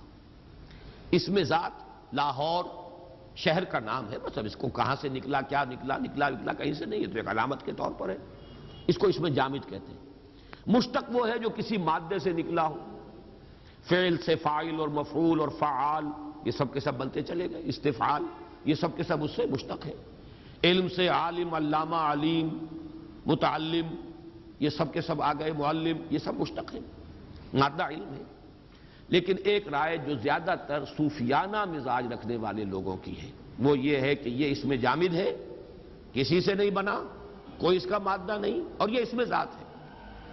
یہ خاص طور پر میں اس لیے کہہ رہا ہوں کہ صوفیہ کے بعض حلقوں میں اللہ کے لفظ کے ساتھ بالکل وہی معاملہ کیا جاتا ہے جو لفظ اوم کے ساتھ ہندوؤں میں کیا جاتا ہے. اوم کاغذ پر لکھ کر پھر اس پر نگاہ جماتے ہیں، توجہ کرتے ہیں، ارتکاز کرتے ہیں. یہ ایک سائیکولوجیکل ایکسرسائز، ایک نفسیاتی ریاضت اور مشقت ہے. ظاہر بات ہے اس کے کچھ نہ کچھ اثرات تو ہوتے ہیں. طبیعت کے اندر اس طرح توجہ کا اگر ارتکاز کیا جائے گا کسی چیز پر، اس سے کچھ اس کے اثرات اور نتائج پیدا ہوتے ہیں. تو وہ چیزیں جو اوم کے کلمے کے ساتھ ہیں ہندوؤں میں، وہی اللہ کو لکھ کر اور اسی طریقے سے اس کا نقش بنا کر پھر اس کے اوپر نگاہوں کا جمانا، توجہ کا ارتکاز، اور یہ سارے معاملے وہاں ہو رہے ہیں. اور اسی لیے وہ کہتے ہیں یہ بس اللہ کا اسم ذات ہے. یہ اس کے معنی کو چھوڑ دو، اس کا مفہوم یہ کہاں سے نکلا ہے، کہاں سے بنا ہے، اس سے کوئی تعلق نہیں. مجھے اس رائے سے اختلاف ہے. مولانا اصلاحی صاحب نے بھی، آج میں نے دیکھا پھر جب انہوں نے تفسیر تدبر قرآن شروع کی تو انہوں نے آیت بسم اللہ میں لفظ اللہ پر بحث کی، اگرچہ بہت مختصر بحث کی ہے، اس کا حق ادا نہیں کیا جیسا کہ کیا جانا چاہیے تھا. لیکن یہ رائے ظاہر کی ہے کہ یہ مشتق ہے، الہ پر الف لام داخل کر کے اللہ بنا ہے، مادہ اس کا الف لام ہے. یہ گویا کہ وہ جو صوفیانہ مزاج کی بات ہے گویا کہ اس کی نفی کی، چاہے اس کا تذکرہ انہوں نے نہیں کیا. لیکن میں حیران ہوا ہوں کہ یہاں سورہ اخلاص پر آ کر انہوں نے یہ لکھ دیا ہے روا روی میں یہ اسم ذات ہے اللہ کا. حالانکہ اسم ذات قرار دینا اس کے تقاضے بالکل کچھ اور ہیں. وہ تو پھر اسم جامد ہے اور یہ صوفیاء کا مسلک و مشرب ہے. جبکہ نحویین کا سب کا تقریباً اتفاق ہے اس بات پر جو مولانا اصلاحی نے آیت بسم اللہ میں لفظ اللہ کی بحث میں لکھی ہے، اسی سے مجھے اتفاق ہے. پہلے بھی تھا، آج بھی ہے، کہ یہ بھی اللہ کا ایک صفاتی نام ہے. جیسے قادر یہ ایک اس میں نکرہ، القادر الف لام لگ گیا، معرفہ ہو گیا، یہ اللہ کا نام ہو گیا. علیم صفت العلیم، الخبیر یہ اللہ کے نام بن گئے. الہ یہ ایک اس میں نکرہ ہے. اور الالہ میں اصل میں یہ ہوا ہے کہ دو نام جڑ گئے، اب بیچ میں سے ایک جو حمزہ ہے وہ نکال دیا گیا، الہ والا. اللہ یہ اصل میں الالہ ہے، معبود برحق، معبود حقیقی، الہ حقیقی. اور بہت سے الہ گھڑ لیے گئے لیکن الہ واقعی، الہ حقیقی وہ در حقیقت دی الہ جس کو کہا جائے گا وہ اللہ ہے. اس معنی میں اس دوسری رائے ہی کے ساتھ میرا اتفاق ہے. باقی یہ کہ یہ لفظ اس کا مادہ کیا ہے، یہ آج پھر میں سرسری طور پر آپ کو بتا دینا چاہتا ہوں کہ واقعہ یہ ہے کہ اللہ تعالیٰ کی ذات و صفات کے لیے اور اس کے ساتھ بندوں کے ذہنی، قلبی اور نفسیاتی جو ربط اور تعلق اور نسبت قائم ہو سکتے ہیں، ان سب کی تعبیر کے لیے اس سے زیادہ جامع مادہ کوئی ممکن نہیں تھا. اس لیے کہ عربی زبان میں الہ یا الہو اس کے معنی ہے عبادہ. الہ یا الہو عبادہ، کسی کی عبادت کی. تعلہ بھی آتا ہے، یہ باب تفاعل سے کسی کو معبود بنا لینا۔ پھر الہ یلہ آتا ہے دو معنی میں، الہ الفصیل الی امہ، کوئی جانور ہے، گائے ہے، اس کا بچڑا جو ہے آپ نے دور باندھا ہوا ہے تاکہ دودھ نہ پی جائے، کہیں اگر رسی کھل گئی تو جیسے وہ بے تابانہ دوڑتا ہے ماں کے تھنوں کی طرف، یہ جو اس کی کیفیت ہے، یہ ہے الہ یلہ۔ الہ الفصیل الی امہ، وہ بچہ جو ہے جو ماں سے جدا کر دیا گیا تھا، اس کو وہ دوڑا لپکا والہانہ انداز میں اپنی ماں کی طرف، تو الہ یلہ جو ہے لپکنا والہانہ انداز میں۔ پھر اسی کا ایک مفہوم ہے الہ کا تحیرہ، متحیر ہو گیا، کچھ سمجھ میں نہیں آ رہی۔ یہ بھی در حقیقت اللہ کی ذات کے بارے میں انسان جتنا غور کرے سوائے تحیر کے کچھ حاصل نہیں۔ یہ فلسفیوں کا جو آخری تصور ہو سکتا ہے اللہ کے بارے میں، غور و فکر کرنے والوں کا، سوچنے والوں کا، وہ یہ ہے کہ کس نقصد و نقصایت بحکمت یہ معمارہ، کچھ نہیں جان سکتے اس کے بارے میں ہم۔ تحیر کے سوا ہاتھ میں کچھ نہیں آتا۔ پھر ایک رائے یہ ہے کہ اس کا اصل مادہ ہے والہ یلہ، واو جو ہے الف سے، حروف علت جو ہے آپ کو معلوم ہے یہ بدل جاتے ہیں، تو یہ والہ یلہ ہے جس سے لفظ بنتا ہے والہانہ، انتہائی محبت، شدید محبت، والہانہ محبت۔ ایک رائے یہ ہے کہ یہ لاہ یلاہ سے ہے، لاہ احتجبہ، کسی چیز کا چھپ جانا، مخفی ہو جانا، لاہ یلوہ، کوئی شے چھپ گئی، مخفی ہو گئی، احتجبہ، تو یہ اللہ تعالیٰ کی ذات کہ جو اس اعتبار سے حجاب میں ہے، پردے میں ہے۔ اگرچہ بڑا پیارا جملہ ہے امام راضی کا، میں نے آپ کو بہت سے مواقع پر سنایا ہے، فَسُبْحَانَ الَّذِي احْتَجَبَ لِشِدَّةِ ظُهُورِهِ، پاک ہے وہ ذات جو چھپ گئی ہے اپنے ظہور کی شدت کی وجہ سے۔ جیسے سورج کو آپ دیکھ نہیں سکتے، آنکھیں چکا چاند ہو جائیں گی، آپ دیکھ نہیں سکتے، یہ نہیں کہ سورج چھپا ہوا ہے، سورج تو آیا ہے، آپ نہیں دیکھ سکتے، اس کے ظہور کی شدت اتنی ہے کہ آپ دیکھ نہیں سکتے، تاب نہیں لا سکتے۔ فَسُبْحَانَ الَّذِي احْتَجَبَ لِشِدَّةِ ظُهُورِهِ، پاک ہے وہ ذات جو پردے میں آ گئی ہے، چھپ گئی ہے، لیکن یہ چھپ جانا اس کا اپنے شدت ظہور کی وجہ سے، اس کے ظہور کی شدت اتنی ہے۔ اب یہ جو میں نے 5 استعمالات بتائے ہیں، لفظ الہ ان سب سے مشتق، ان سے مل کر بنا ہے۔ اب دیکھیے 3 ہیں اصل میں تصور معبود کے۔ عام لوگوں کا تصور معبود کیا ہے، جو نہ فلسفی ہے نہ صوفی ہے، اس سے آگے اسے اٹھنے کا موقع ہی نہیں ملا، نہ فکری اعتبار سے، نفسیاتی اعتبار سے۔ عام آدمی ہے، محنت کرتا ہے، مزدوری کرتا ہے، ہل چلاتا ہے، کچھ اینٹیں ڈھوتا ہے، بہرحال اس کا بھی ایک تصور تو ہے۔ اس کا تصور کس سے ہے؟ اس کی احتیاجات ہوتی ہیں، اس کو تکلیفیں آ جاتی ہیں، اسے بیماری آ جاتی ہے، کسی کو وہ پکارتا ہے، کوئی میرا مددگار، کوئی ہے جو مجھے ان مصائب سے چھٹکارا دلا دے، کوئی ہے جس کی پناہ میں طلب کر سکوں، کوئی میرا مددگار ہے۔ یہ جو کسی کی طرف رجوع کرنا ہے اپنی احتیاج میں، اپنی مشکلات میں، یہ معبود کا ایک سب سے زیادہ جو پریمیٹو تصور ہے۔ ایک عام انسان کا تصور جو ہے وہ وہی ہے، جیسے بچہ اپنی والدہ کو سمجھتا ہے میری محافظ یہ ہے، مجھے دودھ یہ دیتی ہے، مجھے بچاتی یہ ہے۔ سب سے چھوٹا بچہ تو ظاہر بات ہے ماں کے سوا جانتا ہے کس کو ہے، وہ تو اسی کی چھاتیوں کی طرف لپکتا ہے، اس کی ساری ضرورت جو ہے وہ وہاں سے پوری ہو رہی ہے۔ اور اس کے بعد بھی جیسے جیسے ذہن کھلتا ہے پھر والدین ہیں، والد کا اس کو تصور حاصل ہوتا ہے، بھائیوں کا، بہنوں کا، کنبے کا، اپنے قبیلے کا۔ لیکن یہ جو ہے کہ اپنی ضروریات کے لیے کسی کی طرف رجوع کرنا، مدد کی ضرورت ہو تو کس کو پکاروں، کہیں کو ضرورت ہو تو کس سے جا کر درخواست کروں کہ میری ضرورت پوری کر دے، یہ ہے تصور کہ جو ایک عام انسان کا ہے، اور عبادت کا تقاضا اس میں ابھرتا ہے در حقیقت اس اعتبار سے۔ اس اعتبار سے تو وہ الہ الفصیل الی امہ، جیسے کہ بچہ لپکتا ہے ماں کی طرف، ایسے ہی فطرت انسانی میں ایک لپک موجود ہے، کسی ہستی کی طرف وہ لپکتا ہے اپنی دستگیری کے لیے، اپنی مدد کے لیے، اپنی مشکل کشائی کے لیے، اپنے مسائل کے حل کے لیے۔ یہ ہے تصور عوام کا۔ اس سے اوپر تصور فلاسفہ کا، اہل منطق کا، سوچتے چلے جائیں، غور و فکر کرتے چلے جائیں، ایک جگہ آ کر رکنا پڑتا ہے، اور سوائے اس کے کچھ نہیں کہہ سکتے کہ کچھ نہیں سمجھ سکتے۔ اس کی ذات ما ورا، وراء الورا، وراء الورا، وراء الورا، ہمارے وہم سے، خیال سے، تصور سے، تخیل سے سب سے بعید، کوئی اس کا تصور نہیں، کوئی اس کے بارے میں ہم کچھ نہیں کہہ سکتے۔ ہمارے ہاں بھی متکلمین نے درجے قائم کیے ہیں ذات بحت، صفات کے معاملے میں بھی وہ کہتے ہیں وہ صفات کا تصور بھی جو ہے اللہ کی ذات جو ہے در حقیقت اس سے بھی بہت بلند ہے کہ اس کے ساتھ کسی صفت کا بھی تصور کیا جائے، اس لیے کہ صفات میں سلبی صفات بھی ہیں، صفات میں انفعالی صفات بھی ہیں۔ اللہ خوش ہوتا ہے، اللہ ناراض ہوتا ہے، یہ انفعالی کیفیت ہے۔ آپ کے کسی دوست نے آپ کے لیے کوئی اچھا کام کیا تو آپ خوش ہوئے نا، یہ خوشی پیدا ہوئی ہے رد عمل کے طور پر کسی کے طرز عمل سے یا کسی شے کو دیکھ کر، یہ ایک انفعالی صفت ہے۔ آپ کو غصہ آتا ہے، اللہ غضبناک ہوتا ہے، غضب اللہ تعالی واہتز لہ العرش، اللہ غضبناک ہوتا ہے یہاں تک کہ اس کا تخت کانپنے لگتا ہے، لیکن یہ انفعالی کیفیت ہے۔ کسی نے کچھ آپ کا بگاڑا ہے، کسی نے بغاوت کی ہے، کسی نے توہین کی ہے، کسی نے آپ کے ساتھ کوئی ناروا معاملہ کیا ہے تو اس کے رد عمل میں یہ غضب پیدا ہوا۔ تو اس اعتبار سے ہمارے متکلمین بھی پہنچتے ہیں ذات بحت وہ تو صفات سے بھی گویا کہ معرہ، بالکل وہ ہر کیفیت سے انفعالی اور ان تمام چیزوں سے ماورا، لیکن بہرحال وہ تو ایک دور کی بات ہے۔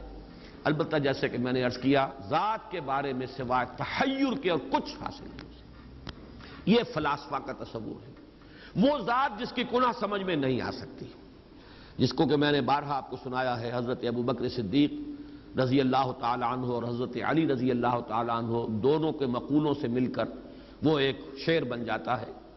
حضرت علی کا ہے والبحث عن کنہ الذات اشراک، اور حضرت ابوبکر کی طرف منسوب ہے یہ قول کہ العجز عن درک الذات ادراک، اللہ تعالیٰ کی ذات کے ادراک سے عاجز ہو جانا ہی ادراک ہے، بس اس کے سوا ہم کچھ نہیں جان سکتے کہ اسے ہم نہیں جان سکتے۔ معلومم شد کہ ہیچ معلوم نہ شد، یہ بھی بہت بڑی معرفت ہوتی ہے کہ آدمی کو معلوم ہو جائے کہ میرے علم کی رسائی بس یہیں تک ہے، اس سے آگے نہیں ہے، یہ سب سے بڑی معرفت یہ ہے، انسان کو معلوم ہو کہ میں کہاں تک پہنچ سکتا ہوں، کہاں سے آگے میری رسائی نہیں ہے۔ اس اعتبار سے العجز اندر کی ذات ادراک، اللہ کی ذات کے ادراک سے عاجز ہو جانا ہی ادراک ہے۔ والبحث عن کنہ الذات اشراک، اور اللہ کی ذات میں کوئی کنہ میں اس کی اگر آپ ماہیت کو سمجھنے کی کوشش کریں گے تو شرک میں مبتلا ہو جائیں گے، اس لیے کہ کوئی نہ کوئی نقشہ ذہن میں جمائیں گے اور وہ نقشہ اس ذات کا ہے ہی نہیں، وہ آپ کے ذہن میں آ ہی نہیں سکتا، تو یہ تو کوئی آپ کا اپنا ڈرا کیا ہوا نقشہ ہے، آپ کے اپنے ذہن کا تراشیدہ خدا ہے۔ می تراشد فکر ماں ہر دم خدا بندے دیگر، میرا فکر تو ہر وقت ایک نیا خدا بناتا رہتا ہے، اپنے ذہنی سطح کے مطابق۔ ہر شخص کی ذہنی سطح علیحدہ ہے، پھر یہ کہ ہر شخص کی ذہنی سطح میں تبدیلی آ رہی ہے، ارتقاء ہو رہا ہے، تو اگر تو اپنے ذہن سے خدا کو بنانا ہے تو وہ تو ہر لحظہ ایک نیا خدا بنا لیں گے آپ، اس لیے کہ آج آپ کی ذہنی سطح کچھ اور تھی اور کل کچھ اور ہوگی۔ اس اعتبار سے والبحث عن کنہ الذات اشراک، یہ تحیر علیہ، تحیر ہو جاتا۔ اور ایک ہے توحید صوفیہ کی، لا مقصود الا اللہ، لا محبوب الا اللہ، لا مطلوب الا اللہ، یہ ہے در حقیقت محبوب ہونے کا تصور، والہانہ محبت اللہ سے، جس کو قرآن کہتا ہے والذین آمنوا اشد حبا للہ۔ اب یہ کہہ دینا آسان ہے، لیکن یہ کہ اس محبت کی تو کوئی اگر رمز شناسی بھی جو ہے انہی کو ہوگی جنہیں کوئی نہ کوئی اس کی کوئی تجربہ ہوا ہو، ورنہ یہ ہے کہ ذہناً مان لینا، عقلاً مان لینا، یہ کچھ اور شے ہے، اور واقعتاً انسان کے جذباتی ارتکاز ہو جائے، محبت کا ارتکاز اللہ کی ذات پر، تو یہ والذین آمنوا اشد حبا للہ، تو والہانہ، ان تمام کو جمع کیجئے تو لفظ الہ بنتا ہے۔ اور انسان، یہ میں نے ڈاکٹر رفیع الدین کے حوالے سے اس فلسفے کو بارہا بیان کیا، آج صرف حوالہ دے رہا ہوں کہ چونکہ فطرت انسانی میں یہ طلب ہے، لہذا اگر کوئی انسان اللہ کی ذات تک نہیں پہنچ پاتا، معرفت کا قصور رہ گیا، کمی رہ گئی، تو کسی نہ کسی کو اللہ بنائے گا اور اس کو پوجے گا، یہ اس کی مجبوری ہے۔ جیسے آپ کا پیٹ کھانے کو مانگتا ہے، اعلیٰ غذا مل جائے تو کیا کہنے، نہیں ملے گے تو سوکھی روٹی بھی کھائیں گے آپ، یہاں تک کہ ہو سکتا ہے کہ آپ کوئی لاش پڑی ہوئی ہو مردار، اس کے اندر بھی منہ مارے، بھوک کی شدت۔ شریعت اگر اجازت دیتی ہے فَمَنِ اسْتُرَّ غَيْرَ بَاغٍ وَلَا عَادٍ فَلَا إِثْمَ عَلَيْهِ، اور بار بار یہ آ رہا ہے، تو آخر کوئی حقیقت ہے کہ مردار کو بھی کھاتا ہے انسان۔ اور یہ آپ نے کہانیاں پڑھی ہوں گی، کوئی جہاز میں سے گر گیا، کوئی کہیں اور ہو گیا، اور اتنے عرصے وہ رہا کہیں ویرانوں میں، کیا کیا چیزیں اس نے کھائیں جس پر کہ اس نے پھر گزارا کیا ہے، تو وہ ساری چیزیں سامنے آ جائیں گی۔ اس لیے کہ طلب ہے، اس طلب کو پورا کرنا ہے. اچھی شے ملے گی تو کیا کہنے, نہیں ملے گی تو کوئی گھٹیا شے جو ہے وہ طلب تو پوری کرنی ہو. اسی طرح کسی کو پوجنا, کسی سے محبت کرنا, کسی کو اپنا مطلوب بنانا, کسی کو آدرش بنانا, کسی کو آئیڈیل بنانا, کسی کو نسب العین بنانا, یہ فطرت انسانی کا تقاضا ہے. اگر خدا کو نہیں بناؤ گے کسی اور شے کو بناؤ گے, خدا کو نہیں بناؤ گے اولاد کو بناؤ گے, خدا کو نہیں بناؤ گے پیسے کو بناؤ گے, خدا کو نہیں بناؤ گے شہرت کو بناؤ گے. اللہ مطلوب و مقصود نہیں بنے گا تو دنیاوی وجاہت بن جائے گی, نام ہو جائے میرا, دولت ہو جائے میرے پاس, کوئی نہ کوئی شے. وطن کو بنا لو گے, وطن پر نثار ہوگے, وطن پر جانے نچھاور کرو گے, وطن کے لیے جیو گے, وطن کے لیے مرو گے. قومیت کو بنا لو گے, قومیت کے لیے گندا سا گندا کام بھی کر جاؤ گے اور اعلیٰ سے اعلیٰ قربانی بھی دے جاؤ گے. قومیتوں کے لیے کیا نہیں ہوتا. قومیت ہو, وطنیت ہو, کوئی آئیڈیل ہو, کسی نہ کسی شے کو ہر باشعور انسان وہ اپنا مطلوب و مقصود بناتا ہے لا محالہ. بس مبارک ہے وہ, کامیاب ہے وہ جن کا ذہن, جن کی معرفت ذات باری تعالیٰ تک پہنچ جائے. وہی محبوب, وہی مطلوب. لا مطلوب الا اللہ, لا مقصود الا اللہ, لا محبوب الا اللہ. یہ ہے در حقیقت تیسرا تصور. یہ بلند ترین تصور ہے, ذہن میں رکھیے. عامیانہ تصور معبود کا بحیثیت مشکل کشا, بحیثیت رازق, بحیثیت دستگیر, بحیثیت مددگار, یہ ہے معبود کا ایک تصور. یہ ہے عام آدمی کا تصور. وہ عام آدمی اس سطح تک بھی اگر توحید پر آ گیا, اس کے سوا کوئی مشکل کشا نہیں, اس کے سوا کوئی حاجت روا نہیں, اس کے سوا کوئی روزی رساں نہیں, اس کے سوا کوئی مددگار نہیں, اس کے سوا کوئی نہیں کہ جو آپ کو تکلیف سے نجات دے سکے, توحید مکمل ہو گئی اس کی ذہنی سطح یہی ہے. اس سے آگے کا وہ مکلف نہیں ہے. سوچنے سمجھنے والے فلاسفہ, غور و فکر کرنے والے, وہ پھر یہ کہ وہ ذات جس کو نہیں سمجھ سکتے, بس ہے. جس پہ این مردان کہ ہست ہے ضرور, کیا کیسا ہے, کون ہے, یہ ہم نہیں جانتے. دور بینان بارگاہ الست جو زدی پہ نبردان کہ ہست ہے ضرور, کوئی نہ کوئی ہے. یہ جس کو کہ میں نے اقبال کے حوالے سے آپ کو بتایا کہ اقبال کہتے ہیں کہ کائنات کانسیپٹ ہے, گاڈ از پرسن. جیسے میں نے اس کو چھوا اور مجھے معلوم ہوا کہ ایک سخت سطح ہے یہاں پر ہے, یہ پرسیپشن ہے میری. کنسیپشن کچھ اور ہے, تصور ذہن کے اندر نقشہ بن گیا. خدا کا تصور ہم قائم نہیں کر سکتے, لیکن خدا کے ساتھ ہمارا جو باطنی رشتہ ہے کہ اندر محسوس ہوتا ہے کہ ہے, جس کی مثال بھی میں نے دی تھی, بعض حضرات کے شاید علم میں نہ ہو, کہ جیسے میں اس وقت اس دیوار کو دیکھ رہا ہوں تو ایک تصور میرے ذہن میں قائم ہوا, دیوار اتنی لمبی ہے, اتنی چوڑی ہے, اتنی اونچی ہے, یہ دیوار جو ہے سفید رنگ اس پر ہوا ہے. میں نے ایک تصور قائم کر لیا. فرض کیجئے کہ میں اندھا ہوں, میں نہیں دیکھ سکتا. میں جاتا ہوں اور ہاتھ لگا کر دیکھتا ہوں دیوار ہے, کتنی لمبی ہے مجھے نہیں پتا, اس لیے کہ وہ کانسیپٹ تو صرف میرے اس ٹچ سے نہیں ہو گیا, یہ تو ایک یک رخا, ایک ون سائیڈڈ میرا اس وقت ایک پرسیپشن ہے. لیکن ہے, یہ میں جس زور سے کہوں گا ہے, دیوار ہے. تو ذات باری تعالیٰ کے لیے بس انسان کے پاس یہ کہ ہے. دور بینان بارگاہ الست جس پہ این بردان کہ ہست, بس یہ ہست ہے. باقی کیا ہے, کیسا ہے, یہ ویسے تو ہم بہرحال مسلمان ہونے کے ناطے اللہ کو ہم مانتے ہیں اسماء و صفات کے ساتھ, تو ہم اس کی صفات کو مانتے ہیں. لیکن تجزیہ کیجئے تو صفات کے بارے میں بھی ہمیں کیا پتا ہے. اللہ دیکھتا ہے, کیسے دیکھتا ہے یہ تو نہیں پتا, کتنا دیکھتا ہے یہ بھی ہمیں نہیں پتا. یعنی اس کی بھی اصل حقیقت جو ہے دیکھنے کی وہ تو ہمیں نہیں معلوم. اللہ کی کوئی ایسی آنکھیں تو نہیں جس سے وہ دیکھتا ہو. ہمارا دیکھنا تو روشنی کا محتاج ہے, روشنی ہو تو ہم دیکھ سکیں گے. کیا اللہ کا دیکھنا بھی کسی شے کا محتاج ہے؟ قطعاً نہیں. تو ہم تصور کیجئے اللہ کا دیکھنا کیا ہے, کچھ نہیں معلوم.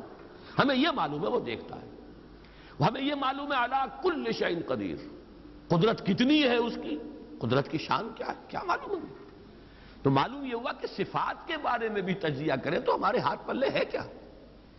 وہ سوائے اس کے کہ ہم ایک صفت, اس کی ایک مبہم کیفیت کو جانتے ہیں, وہ سمیع ہے, وہ بصیر ہے, وہ خبیر ہے, وہ قدیر ہے, وہ الحی ہے, وہ القیوم ہے. لیکن اس کی زندگی, ہمارا تو زندگی کا تصور اعلیٰ ترین زندگی تو ہمارے پاس ہے مخلوقات میں سے. اس زندگی کے ساتھ 100 طرح کی لیمیٹیشنز ہیں, 100 طرح کی مجبوریاں ہیں. لیکن یہ کہ کیا اللہ تعالیٰ کی زندگی بھی اس زندگی پر قیاس کی جا سکتی؟ معاذ اللہ. تو معلوم یہ ہوا کہ اللہ تعالیٰ کی ذات کے بارے میں تحیر کے سوا کچھ نہیں۔ تیسرا ہے تصور جو سب سے بلند ہے، وہ محبوب حقیقی، مطلوب اصلی، لا مطلوب الا اللہ، لا مقصود الا اللہ۔ ایک چوتھا تصور ہے، وہ میں بعد میں عرض کروں گا۔ بہرحال قل هو اللہ احد، اب یہاں لفظ احد پر آئیے، اس لفظ کو بھی نوٹ کیجئے۔ ویسے تو عام خیال یہ ہے کہ یہ وحد ان کی بدلی ہوئی شکل ہے، چنانچہ عام رائے یہ ہے کہ احد اور واحد ہم معنی ہیں۔ اکثر مفسرین نے اردو میں جو ترجمے کیے مترجمین نے، وہ کہو اللہ، وہ اللہ ایک ہے، اگرچہ اس پر خاصا اعتراض وارد ہوتا ہے۔ وہ بھی اللہ کو ایک مانتے تھے، صرف اس کے ساتھ کسی اور کو ایڈ کر لیا تھا، اس اللہ کو تو دو نہیں مانتے تھے۔ وہ جو بڑا اللہ تھا وہ تو ان کے نزدیک بھی ایک ہی تھا، اور ایک تو ہر شے ایک ہوتی ہے، جو معبود ہے 10 تو ان میں سے بھی ہر ایک اپنی جگہ پر تو ایک ہے، ایک کمپوزڈ ایک اس کا وجود ہے۔ لیکن بہرحال چونکہ اکثر و بیشتر رائے یہ ہے کہ احد اور واحد تقریباً ہم مانی ہے، ترجمہ کیا گیا کہہ دو وہ اللہ ایک ہے، اور یہ کہ وحد ہی کی بدلی ہوئی شکل احد ہے، یہ تو ہے تقریباً بالعموم جو رائے ہے۔ لیکن میرے علم میں آج ہی یہ بات آئی ہے، اور وہ میں آپ تک بھی منتقل کر رہا ہوں۔ امام راغب اصفہانی، ظاہر بات ہے لغت کے تو بہت بڑے امام ہیں، اور مفردات القرآن پر ان کی کتاب جو ہے مارکۃ الدارا ہے مشہور، انہوں نے اسے علیحدہ مادہ قرار دیا ہے۔ احد ان کو الف ہا دال علیحدہ لائے، شروع میں الف کی تختی میں لائے، وحد ان کے ساتھ شامل نہیں کیا۔ معلوم ہوا کہ یہ ایک اپنی جگہ پر ایک مستقل مادہ ہے ان کے نزدیک، یہ وحد سے اس کا تعلق نہیں، بلکہ احد اپنی جگہ پر ایک مستقل علیحدہ مادہ ہے، اور اسی اعتبار سے انہوں نے اسے وحد سے علیحدہ کر کے الف کی تختی کے اندر لیا ہے۔ اب اس کا جہاں تک استعمالات ہیں اس میں بھی اتفاق ہے، 3 اس کے استعمالات ہیں۔ سب سے زیادہ استعمال اس لفظ کا ہوتا ہے نفی مطلق کے لیے، کمرے میں کوئی نہیں ہے، ایک بھی نہیں ہے، جب یہ کہنا ہو تو احد کا لفظ آئے گا، ما فی احد، کوئی نہیں ہے، ایک بھی نہیں، اکیلا۔ اسی معنی میں قرآن مجید میں یہ لفظ بہت مرتبہ آیا ہے، خاص طور پر آپ سورہ کہف کو اگر دیکھیں گے، لا یشرک فی حکمہ احدا، اللہ اپنے حکم اور اپنے اختیار میں کسی کو نہیں شریک کرتا، کسی ایک کو بھی نہیں کرتا، یعنی یہ نفی میں مبالغے کے لیے یہ لفظ استعمال ہوتا ہے۔ اور سورت ختم بھی ہوئی ہے فمن کان یرجو لقاء ربہ فلیعمل عملا صالحا ولا یشرک بعبادۃ ربہ احدا۔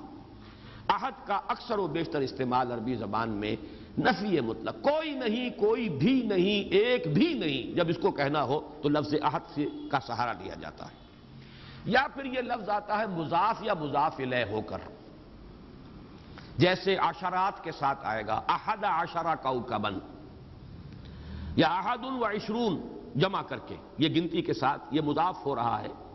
اور یا یہ کہ جیسے کہ مضاف الیہ ہوتا ہے، فاما احدکما فیسقی ربہ خمرا، حضرت یوسف علیہ السلام نے فرمایا تھا ان 2 نوجوان جو داخل ہوئے تھے جیل میں ان کے ساتھ، انہوں نے اپنے اپنے خواب بیان کیے، تم 2 میں سے ایک، احدکم، جیسے کہ حدیث میں آتا ہے لا یؤمن احدکم حتی یحب لنفسہ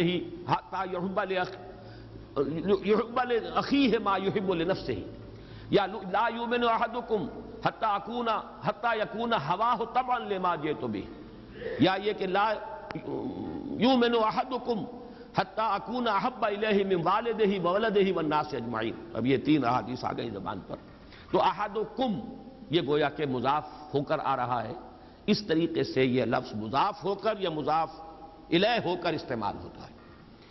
صرف قرآن مجید میں یہ لفظ ذات باری تعالیٰ کے لیے علیحدہ سے مستقل ایک صفت کے طور پر آیا ہے، قل هو اللہ احد۔ یہ ایک خاص بات ہے، اس کو نوٹ کر لیجئے کہ یہ لفظ کا یہ استعمال اس اعتبار سے، صفت کے اعتبار سے کسی اور کے لیے غیر اللہ کے لیے ہے ہی نہیں۔ قل هو اللہ احد، یہ یہاں پر آ رہا ہے ایک مستقل صفت علیحدہ، لیکن یہ صرف اللہ کے ساتھ۔ اب یہاں میں عرض کروں گا کہ میں اس کا ترجمہ جو میں نے آپ کو گنوائے ہیں مولانا فراہی نے کیا ہے بے ہما۔ قل هو اللہ احد اللہ الصمد، کہہ دو اللہ بے ہما ہے، اللہ باہما ہے۔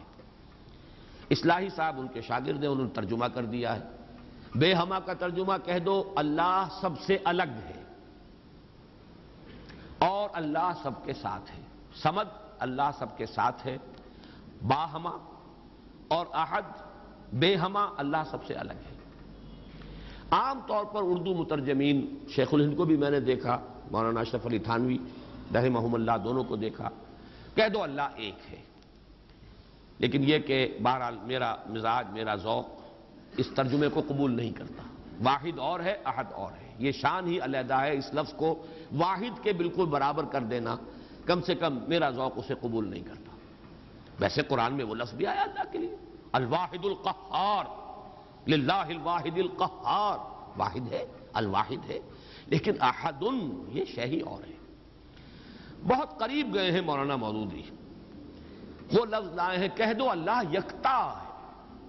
یکتا کا لفظ میرے نزدیک بہت قریب کی تعبیر ہے، لیکن میں اس کو ایک خاص، میرا چونکہ اپنی ایک رائے ہے، اس کے اعتبار سے اس کا میں ترجمہ کر رہا ہوں، کہہ دو اللہ اکیلا ہے۔ اکیلا وہ ہے جس کے ساتھ کوئی نہیں۔ اکیلا کس اعتبار سے؟ یہ ہے اصل میں وہ نقطہ۔ اللہ ایک تو اس اعتبار سے اکیلا ہے کہ وہ صرف ایک اکیلا واحد معبود ہے اور کوئی معبود اس کے ساتھ نہیں۔ سورہ کافرون کے ساتھ جب آپ جوڑیں گے تو یہ تصور نمایاں ہو کر سامنے آئے گا۔ میرا اللہ وہ اللہ ہے جو اکیلا ہے، اس کے ساتھ کوئی اور الہ نہیں ہے۔ لا الہ الا اللہ، اللہ کے سوا کوئی معبود نہیں۔ یہ در حقیقت مفہوم بنا قل هو اللہ احد۔ بات وہی ہے جو لا الہ الا اللہ میں کہی گئی ہے، لیکن یہ کہ یہاں پہ اسلوب بدل گیا، قل هو اللہ احد، وہ اکیلا ہے، کوئی اس کے ساتھ نہیں۔ لیکن اسی کا ایک انتہائی بلند مقام ہے۔ مقام وہ خطرناک ہے، عام لوگوں کی ذہن سے ذرا بلند تر، اسی لیے عوام اس کے بارے میں مغالطوں میں مبتلا ہوتے ہیں۔ اور آج کل کا ہمارا ایک بہت بڑا طبقہ چونکہ زیر اثر ہے کچھ ایسے مفکرین کے کہ جن کا ذوق وہ نہیں تھا جو اس سطح کا ہو جو میں ابھی عرض کر رہا ہوں، لہذا وہ اسے شرک سے بھی تعبیر کر بیٹھتے ہیں، اور وہ ہے توحید وجودی۔ وہ اکیلا ہے، اکیلا ہی مانی کہ وجود حقیقی صرف اس کا۔ یہ توحید وجودی جس کو میں تفصیل سے بیان کر چکا ہوں سورہ حدید میں، هو الاول والآخر والظاہر والباطن، وہی پہلا، وہی آخر، وہی ظاہر، وہی باطن، وہی وہ، اور کوئی ہے ہی نہیں۔ جو نظر آ رہے ہیں حقیقت میں نہیں ہے۔ کل ما فی الکون وہم او خیال او عکوس فی المرایا او ظلال، کل جو کچھ نظر آتا ہے موجودات میں یہ وہم ہے یا خیال ہے، یا جیسے شیشے میں عکس نظر آتا ہے، آپ ادھر کھڑے ہیں ادھر بھی نظر آ رہے ہیں، وہاں تو کوئی نہیں ہے، ادھر ہی ادھر ہے جو ہے، وہ جو کوئی نہیں ہے وہاں، نظر تو آ رہا ہے۔ اور عکوس فی المرایا او ظلال، یا سایہ ہے، درخت کی شاخ اوپر ہے، سایہ نیچے پڑ رہا ہے، سایہ کا کوئی وجود نہیں، لیکن نظر تو آ رہا ہے۔ جس کو کہ حضرت مجدد الفسانی نے فرمایا کہ یہ اثر خدا بندی است کہ معدوم را موجود می نمائند، یہ معدوم ہے کائنات، حقیقت میں موجود نہیں ہے، لیکن اس کو اللہ تعالیٰ نے موجود کر کے دکھا دیا ہے، نظر آ رہا ہے۔ یا جیسے وہ آتشی دائرے کی مثال میں نے دی ہے بارہا، یہ حضرت مجدد کی دی ہوئی مثال ہے کہ اگر آپ ایک قندیل لے لیں، لکڑی ہے ایک لمبی، اس کے ایک سرے کے اوپر آپ نے کپڑا باندھا، تیل ڈال دیا، مٹی کا آگ لگا دی، یہ شعلہ جوالا ہے، اب اس لکڑی کو تیزی کے ساتھ دائرے میں حرکت دیجئے، دیکھنے والوں کو آتشی دائرہ نظر آئے گا، جبکہ آتشی دائرے کا کوئی وجود نہیں۔ وجود آپ کو معلوم ہے صرف اس ایک نقطے کا ہے، وہ ایک شعلہ جوالا ہے حقیقی۔ یہ دائرہ جو نظر آ رہا ہے، نظر آ رہا ہے، ہر چند کہیں کہ ہے، نہیں ہے، اس کا وجود کوئی نہیں، نظر تو آ رہا۔ تو اپیئرنس اینڈ ریئلٹی، یہ بڑی مارکت الآرا کتاب ہے فلسفے کی۔ یہ در حقیقت جو کچھ نظر آ رہا ہے یہ ایک سراب ہے، حقیقت یہ نہیں ہے۔ حقیقی وجود صرف اللہ کا۔ اس کو میں یعنی وجود کے اعتبار سے توحید وجودی، یعنی میں نے جو ابھی گنوایا تھا، لا معبود الا اللہ، لا مطلوب الا اللہ، لا مقصود الا اللہ، لا محبوب الا اللہ، لا موجود الا اللہ، یہ وہ توحید وجودی ہے۔ شاہ ولی اللہ دہلوی رحمۃ اللہ علیہ فرماتے ہیں کہ یہ ہے توحید کی بلند ترین منزل، اور یہاں آ کر وحدت الوجود اور وحدت الشہود ایک ہو جاتے ہیں، ان میں کوئی فرق نہیں، تعبیر کا فرق ہے۔ چونکہ میری یہ رائے ہے، لیکن یہ فلسفے کا مسئلہ ہے، میں اس کو بیان نہیں کرنا چاہتا۔ قرآن مجید میں یہ مسئلہ یا سورہ حدید کی اس آیت میں آیا ہے، قرآن سے باہر سے بات نہیں کر رہا ہوں، لیکن یہ کہ ہر شخص کے ذوق کی چیز نہیں ہے، ہر شخص کا یہ نہ مزاج ہے، نہ ذوق ہے، نہ اس میں استعداد ہے، نہ صلاحیت ہے کہ ان مسائل پر غور کرے۔ تو میں یہ نہیں چاہتا کہ لازماً آپ میری اس رائے سے اتفاق کریں، لیکن یہ میں ضرور چاہتا ہوں کہ اگر سوء ظن ہے آپ کے دل میں کہ جو لوگ اس بات کو مانتے ہیں وہ مشرک ہو گئے، اس کو ذہن سے نکال دیجئے، اس لیے کہ پھر ناوک نے تیرے سید نہ چھوڑا زمانے میں، شاہ ولی اللہ بھی مشرک ہوں گے، حضرت مجدد بھی مشرک ہوں گے، باقی یہ رومی یہ تو ہے، ان کی تو خیر حیثیت ہی کیا ہے بیچاروں کی، وہ تو سب کے سب مہا مشرک شمار ہو جائیں گے، کوئی نہیں بچے گا پھر جو بھی ہمارے اکابر ہیں۔ ہاں محمد ابن عبد الوہاب بچ جائیں گے، ابن تیمیہ بچ جائیں گے رحمہم اللہ، باقی یہ کہ ان کے سوا بچنے والا اور کوئی نہیں ہے۔ تو یہ توحید وجودی یا وحدت الوجود یا وحدت الشہود میرے نزدیک قل هو اللہ احد، کہہ دو وہ اللہ ہے اکیلا تنہا۔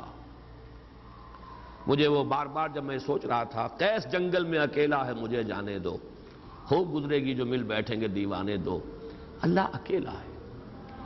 اور واقعہ یہ ہے، یہ تصور جو ہے اگرچہ بہت بلند ہے، لیکن کبھی اگر اس کے کہیں کناروں تک بھی رسائی ہو جائے انسان کی تو اس کی جو ایک وسعت پیدا ہوتی ہے اس کے ذہن میں، اس کا مینٹل ہورائزن وہ جو اس قدر وسیع ہو جائے گا، وہ اس کا تصور وہ شخص نہیں کر سکتا کہ جس کا کوئی بھی اس کے حاشیہ خیال میں یہ بات نہ آ سکتی۔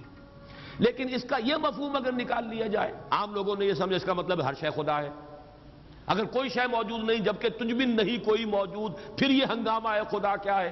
کچھ نہیں ہے، نہیں ہے۔ یہ اصل میں جو وحدت الوجود ہے وہ یہ نہیں ہے کہ یہ سب چیزیں خدا ہیں، بلکہ یہ کہ خدا ہی ہے، باقی کچھ موجود نہیں، جو کچھ نظر آ رہا ہے وہ توہم ہے، خیال ہے، یہ صرف اپیئرنس ہے، اور اپیئرنس آپ کو معلوم ہے ہر وقت بدلنے والی شے ہے، painter high, every thing is changing, یہ سب ٹرانزینٹ چیزیں ہیں کہ جو گزر رہی ہیں، جیسے لہریں ہیں، لہر نظر آتی ہے لہر ہے، لیکن یہ کہ یہ بالکل عارضی سا ایک وجود ہے، اعتباری سا وجود ہے، لہر کا حقیقت میں کوئی وجود نہیں ہے۔ اسی طریقے سے یہ کائنات ہے، تو یہ نہیں ہے کہ جو کچھ ہے وہ خدا ہے، معاذ اللہ، یہ ہماوست ہے، اور یہ در حقیقت کفر بھی بن جاتا ہے، شرک بھی بن جاتا ہے۔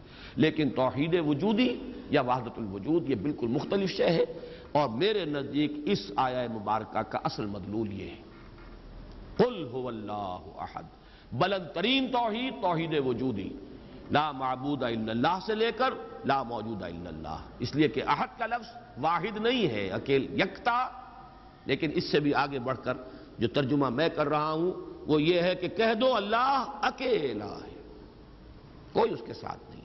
جیسے کہ غالباً حضرت بایزید بسطامی کے بارے میں آتا ہے کہ ان کی محفل تھی تو ان کا کوئی مرید جو تھا اس نے ایک عجیب کیفیت ہوتی ہے انسان کی، اس کیفیت میں ایک جملہ کہا، وہ بھی زمانہ کیسا ہوگا جبکہ اللہ ہی تھا اور کچھ نہ تھا۔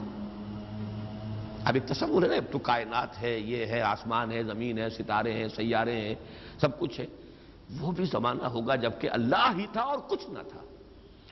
تو وہ بایزید بسطامی یا جو دوسرے بزرگ کوئی ہو سکتے ہیں، اگر مجھے نام کا اس وقت مغالطہ ہو رہا ہو، انہوں نے اسی کیف کے عالم میں جواب دیا، الان کما کان، میرے عزیز اب بھی ایسا ہی ہے، اللہ ہی ہے اور کچھ نہیں ہے، جیسے پہلے تھا جس کا تم تصور کر رہے ہو، اب بھی حقیقت میں وہی ہے۔ اس کو میں ذرا اور آسان کر دوں تاکہ جو نسبتاً یعنی سادہ مزاج حضرات ہیں ان کی سمجھ میں بھی یہ بات آ جائے، کسی مغالطے میں مبتلا نہ ہو۔ دیکھیے جب ہم کہتے ہیں لا محبوب الا اللہ، کیا معنی ہے اس کے؟ یہ معنی تو نہیں ہے کہ اولاد سے محبت نہ کرو، یہ تو دین کی تعلیم نہیں ہے۔ معنی کیا ہے؟ ساری محبتوں سے بالا تر محبوب حقیقی صرف اللہ ہو جائے۔ لا محبوب الا اللہ کا مطلب یہ ہے، یہ نہیں کہ آپ کاٹ دیجئے محبت ہر ایک کی، اولاد سے محبت کرو، شوہر بیوی سے محبت کرے، بیوی شوہر سے محبت کرے، وطن سے محبت کرو، بلکہ اتنی خوشخبریاں ہیں، وجبت محبتی للمتحابین فیہ، میری محبت واجب ہو گئی ان کے لیے جو میرے لیے ایک دوسرے سے محبت کرے۔ تو ایک مسلمان مسلمان سے محبت کرتا ہے، ایک مومن مومن سے محبت کرتا ہے، ایک مجاہد دوسرے مجاہد سے محبت کرتا ہے، یہ محبت تو مطلوب ہے۔ لا محبوب الا اللہ کا مطلب یہ نہیں ہے کہ ساری محبتوں کی نفی ہو گئی۔ اسی طرح جب ہم کہتے ہیں لا موجود الا اللہ، اس کا مطلب یہ نہیں کہ تمام موجودات کی نفی ہو گئی، بلکہ یہ کہ وجود حقیقی صرف اللہ کا ہے۔ یہ اعتباری وجود ہے جن کی کوئی حقیقت نہیں ہے، یہ دائمی وجود، مستقل وجود، وہ وجود جو از خود ہے، با خود ہے، خود بخود ہے، جسے کسی نے وجود نہیں عطا کیا، جس کا وجود ایسا نہیں ہے کہ کبھی شروع ہوا اور کبھی ختم ہو جائے، وہ وجود حقیقی صرف اللہ کا۔ اب اس میں تو کوئی اشکال نہیں رہے گا۔ اس معنی میں اگر کہا جائے لا موجود الا اللہ تو ہر شخص کہے گا۔ اس کی ایک اور مثال میں آپ کو دے دوں، دعا استخارہ میں حضور فرماتے ہیں فَإِنَّكَ تَعْلَمُ وَلَا أَعْلَمُ وَتَقْدِرُ وَلَا أَقْدِرُ، اے اللہ میں تجھی سے استخارہ کر رہا ہوں، انی استخیرک بعلمک واستقدرک بقدرتک واسألک من فضلک العظیم فإنک تقدر ولا اقدر وتعلم ولا اعلم، تو جانتا ہے میں نہیں جانتا، تو قدرت رکھتا ہے مجھے کوئی قدرت حاصل نہیں۔ تو کیا کوئی قدرت حاصل نہیں تھی حضور کو؟ کیا کچھ علم حاصل نہیں تھا حضور کو؟ یہ بمقابلہ علم خداوندی، بمقابلہ قدرت خداوندی کل موجودات کی قدرت اور علم کی نفی مطلق ہو جائے گی، کوئی علم نہیں۔ یہی بات یہاں کہہ لیجیے، کوئی وجود نہیں ہے، وجود حقیقی صرف اللہ۔ بہرحال یہ تمام تصورات ان کی تعبیرات ہیں۔ تعبیرات میں ذرا سخت سے سختر مقامات بھی آ جاتے ہیں، مشکل سے مشکل تر مقامات بھی آ جاتے ہیں، میں اس کی تفصیل میں اس وقت نہیں جا رہا، لیکن میرے نزدیک اس سورہ مبارکہ کی پہلی آیت اس عظیم ترین سطح پر توحید کو بیان کر رہی ہے، اور یہ جیسا کہ میں نے عرض کیا تھا جب تک یہ بات سامنے نہ آئے، چار اعتبارات سے کس طریقے سے توحید کے بیان کو اس صورت نے سمو لیا اپنے اندر اور جمع کر لیا ہے، تبھی اس کی وہ عظمت ہے کہ ثلث قرآن کے مساوی یہ صورت ہے، تبھی اس سے صحابہ کی وہ محبت کا راز جو ہے وہ کھلتا ہے کہ کیوں ہے، ایسے ہی نہیں ہے۔ قل هو اللہ احد، کہہ دو وہ اللہ ہے، میرا معبود جسے میں پوچھتا ہوں وہ اللہ ہے، لیکن وہ اللہ نہیں جسے تم پکار رہے ہو، وہ اللہ جو اکیلا ہے، تنہا ہے۔ اللہ الصمد، جیسا کہ میں عرض کر چکا ہوں صمد کا لفظ قرآن مجید میں ایک ہی مرتبہ آیا، اور اس کے مفہوم کو بھی دو معنی سے بیان کیا گیا ہے۔ ایک تو چونکہ ایک مرفوع روایت بھی امام راضی لے کر آئے ہیں، روی عن ابن عباس رضی اللہ تعالی عنہما، کہ حضور سے پوچھا گیا اللہ کا صمد ہونا کیا معنی ہے اس کے، تو آپ نے فرمایا هو السید الذی یصمد الیہ فی الحوائج۔ اصل میں یہ صمد جو ہے عربی زبان میں یہ ہوتا تھا کسی چٹان، مضبوط چٹان کی طرف جس کو پشت پر رکھ لیا جائے تو دشمن سے مقابلے میں انسان کو سہولت ہوتی ہے۔ اگر آپ جیسے کہ وہ حضرت عمر کا بھی واقعہ بیان ہوتا ہے، بعض حضرات تو اس کو نہیں مانتے لیکن اکثر لوگ مانتے ہیں کہ مسجد نبوی میں خطبہ دے رہے تھے حضرت عمر، اور اس وقت شام کے ایک محاذ پر جنگ بھی ہو رہی تھی۔ اس وقت حضرت ساریہ جو امیر الجیش تھے وہ کوئی غلطی کر رہے تھے، اسٹریٹجک مسٹیک ہو رہی تھی کہ انہوں نے پوزیشن ایسی لے لی تھی کہ جو غلط تھی جنگی تدبیر کے اعتبار سے، تو حضرت عمر نے وہی اللہ نے کہیں دکھا دیا، اللہ کو قدرت حاصل ہے وہ دکھا دے۔ آج ٹیلی ویژن سے آپ دیکھ سکتے ہیں تو اللہ تعالیٰ بغیر ٹیلی ویژن کے آج سے 1400 برس قبل دکھا سکتا تھا۔ انہونی بات نہیں ہے کہ وہ نقشہ سامنے آ گیا، جیسے حضور فرماتے ہیں جب آپ شب معراج سفر معراج سے واپس آئے، جب سوال کیے لوگوں نے اچھا آپ مسجد اقصی میں گئے تھے، وہاں کتنی کھڑکیاں ہیں، کتنی کڑیاں ہیں، کیا ہے؟ تو اب حضور ایک دفعہ چونکے کہ اب یہ میں نے کوئی کھڑکیاں تو نہیں گنی وہاں پر، لیکن یہ کہ اگر مجمع میں آپ نہ بتا سکتے تو تالیاں پڑ جاتی۔ اس وقت اللہ نے فوراً وہ جو ہے لا کر سامنے کھڑا کر دیا وہ نقشہ، اور حضور دیکھ دیکھ کر بیان کرتے رہے یہ ایسا ہے ایسا ہے۔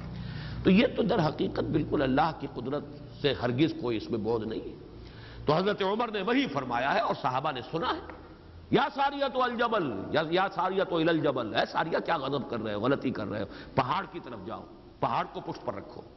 پہاڑ پشت پر ہو تو آپ پشت کی طرف سے اب محفوظ ہو گئے، آپ یکسو ہو کر سامنے سے دشمن کا مقابلہ کر سکتے، اور اگر اندیشہ رہے کہ کہیں پیچھے سے کوئی حملہ آور نہ ہو جائے تو وہ توجہات جو ہیں وہ منقسم رہے گی۔ بہرحال یہی معاملہ ہے صمد کا، وہ ہستی جس کی طرف رجوع کیا جائے، جس کو پناہ گاہ سمجھا جائے، جس کی طرف اپنی مشکلات کے اندر رجوع کیا جائے، اور اس اعتبار سے پھر وہی مطلوب بن جاتا ہے، وہی مقصود بن جاتا ہے، وہی محبوب بن جاتا ہے، اسی کی عزت کی جاتی ہے، اسی کی تکریم ہوگی، اسی کا اعزاز ہوگا، اس کے سامنے انسان جو ہے وہ اپنے آپ کو جھکائے گا، جس بڑے بڑے سردار. تو یہ سمد جو ہے اس معنی میں، اور ایک سمد وہ شے ہے جس کو کھوکھلی نہ ہو، لا جوف لہو، بہت مضبوط اپنی جگہ پر توانا چٹان. ایک تو وہ چٹان ہے جو کھوکھلی ہے، لیکن یہ کہ ایک چٹان وہ ہے جو مضبوط اور بالکل سالڈ چٹان ہے. ان دونوں اعتبارات سے اللہ الصمد کا ترجمہ اب مولانا فراہی، مولانا اصلاحی صاحب کا تو یہ ہوا کہ اللہ تعالی با ہما ہے، ذات میں بے ہما، کسی سے اس کا کوئی تعلق نہیں، یکتا بلکہ اکیلا. لیکن یہ نہیں ہے کہ مخلوق سے منقطع ہے، مر گئے ہم انہیں خبر نہ ہوئی، یا یہ ہے کہ مخلوق کی دعائیں نہ سنتا ہو، مخلوق کی حاجت روائی نہ کرتا ہو. نہیں، سب کا ملجا وہی ہے، سب کا ماوا وہی ہے، سب کے لیے پناہ گاہ وہی ہے، سب کی حاجت روائی کرنے والا وہی ہے. تو وہ اللہ صمد ہے. یہ دو احد اور صمد جو ہے اس نے جڑ کر اصل میں اسی طریقے سے ایک تصور کو مکمل کیا ہے، جیسا کہ آیت الکرسی میں اللہ لا الہ الا ہو الحی القیوم، الحی اور القیوم، الحی از خود زندہ، زندہ جاوید، اور قیوم باقی پوری کائنات کو تھامے ہوئے، سنبھالے ہوئے. پوری موجودات کا یہ سارا سلسلہ یہ محتاج ہے اللہ کا. اس کی میں نے پہلے بیان کی ہے، بہترین تمثیل وہ ہے جو مولانا مناظر حسن گیلانی رحمۃ اللہ علیہ نے دی ہے. ربط الحادث بالقدیم کی مثال، اللہ کی ذات اور اس کائنات کے درمیان ربط اور تعلق کیا ہے. انہوں نے مثال دی ہے کہ آپ اپنے ذہن میں نقشہ قائم کیجئے، تاج محل کا نقشہ. جس نے تاج محل دیکھا ہو، چلیے آپ نے مینار پاکستان دیکھا، مینار پاکستان کا تصور کیجئے، ذہن میں نقشہ قائم کیجئے. یہ ذہن میں جو نقشہ قائم ہوا ہے، آپ اس کے اوپر بھی ہیں، باہر بھی ہیں، اندر بھی ہیں، پیچھے بھی ہیں، نیچے بھی ہیں، آپ ہی آپ ہیں. وہ تو اس کا وجود ہی کوئی نہیں، لیکن ہے ذہن کے اندر ایک تصور قائم ہے اس وقت. اور یہ تصور اسی وقت تک قائم رہے گا جب تک کہ آپ کے ذہن کا ارتکاز ہے، توجہ اس پر ہے. توجہ ہٹی نہیں کہ اس کا کوئی وجود ہے ہی نہیں، وجود ختم. بالکل یہی معاملہ اس کائنات کا، یہ سارا سلسلہ اس کا قیوم اللہ ہے، تھامے ہوئے، اسی کی توجہ، اسی کی عنایت، اسی کی ربوبیت، اسی کی خبرگیری، اسی کی تدبیر، یہ سب اس کو تھامے ہوئے.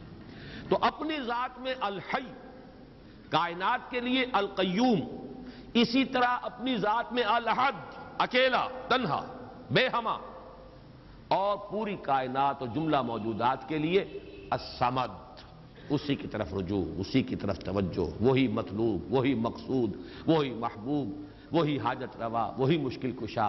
اس اعتبار سے اس میں توحید عملی آ گئی. اسی سے مانگو، اسی سے پناہ طلب کرو، اسی کی طرف توجہ کرو. انی وجہت وجہی للذی فطر السماوات والارض، اسی سے لو لگاؤ، اسی سے حاجت روائی کے لیے سوال کرو، اسی کے سامنے مشکلات پیش کرو.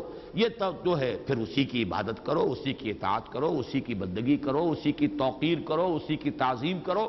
یہ تمام چیزیں کہ جو عمل میں آ جائیں گی، وہ توحید وجودی، یہ توحید عملی. قل هو اللہ احد اللہ الصمد. تیسری آیت میں ہے توحید ذاتی، لم یلد ولم یولد. میں شرک کے مختلف اقسام کے ضمن میں جو 6 کیسٹ ہیں، اللہ کا شکر ہے بہت دنیا میں عام ہوئے ہیں، اس میں یہ تقسیم بیان کر چکا ہوں. شرک فی الذات، شرک فی الصفات، اور شرک فی العمل یا شرک فی الحقوق. یہ 3 شرک ہیں. شرک فی العبادت، یہ تیسری جو نوعیت ہے، اس کے لیے شرک فی الحقوق بھی کہا جا سکتا ہے. اسی کا حق ہے کہ اس کی عبادت کی جائے، اور اس کو شرک عملی بھی کہہ سکتے ہیں. بہرحال شرک عملی کی جڑ کاٹ دی اللہ الصمد. پہلا جو توحید کا درجہ ہے وہ بہت بلند ہے، بہت اونچا ہے. یہ حکما اور فلاسفہ کی بھی چوٹی کے لوگ، جہاں حکمت اور تصوف دونوں چیزیں جا کر جڑ جاتی ہیں، وہ ایک مقام ہے. خالص فلسفہ بھی انسان کو کہیں نہیں لے کے جاتا، اور عقل اور فکر کی بلندی نہ ہو تو تصوف بھی محض نفسیاتی ریاضتیں بن کر رہ جاتی ہیں. سائیکولوجیکل ایکسرسائزز کے سوا کچھ نہیں رہتا. اصل تصوف جس کا میں قائل ہوں وہ ہے کہ جو فکر اور فلسفے کی بھی انتہا ہو، اور پھر اس کے ساتھ یہ جو اللہ کے ساتھ انسان کا قلبی، ذہن اور قلب دونوں کے اتحاد کے ساتھ اللہ کے ساتھ ایک رابطہ ہو.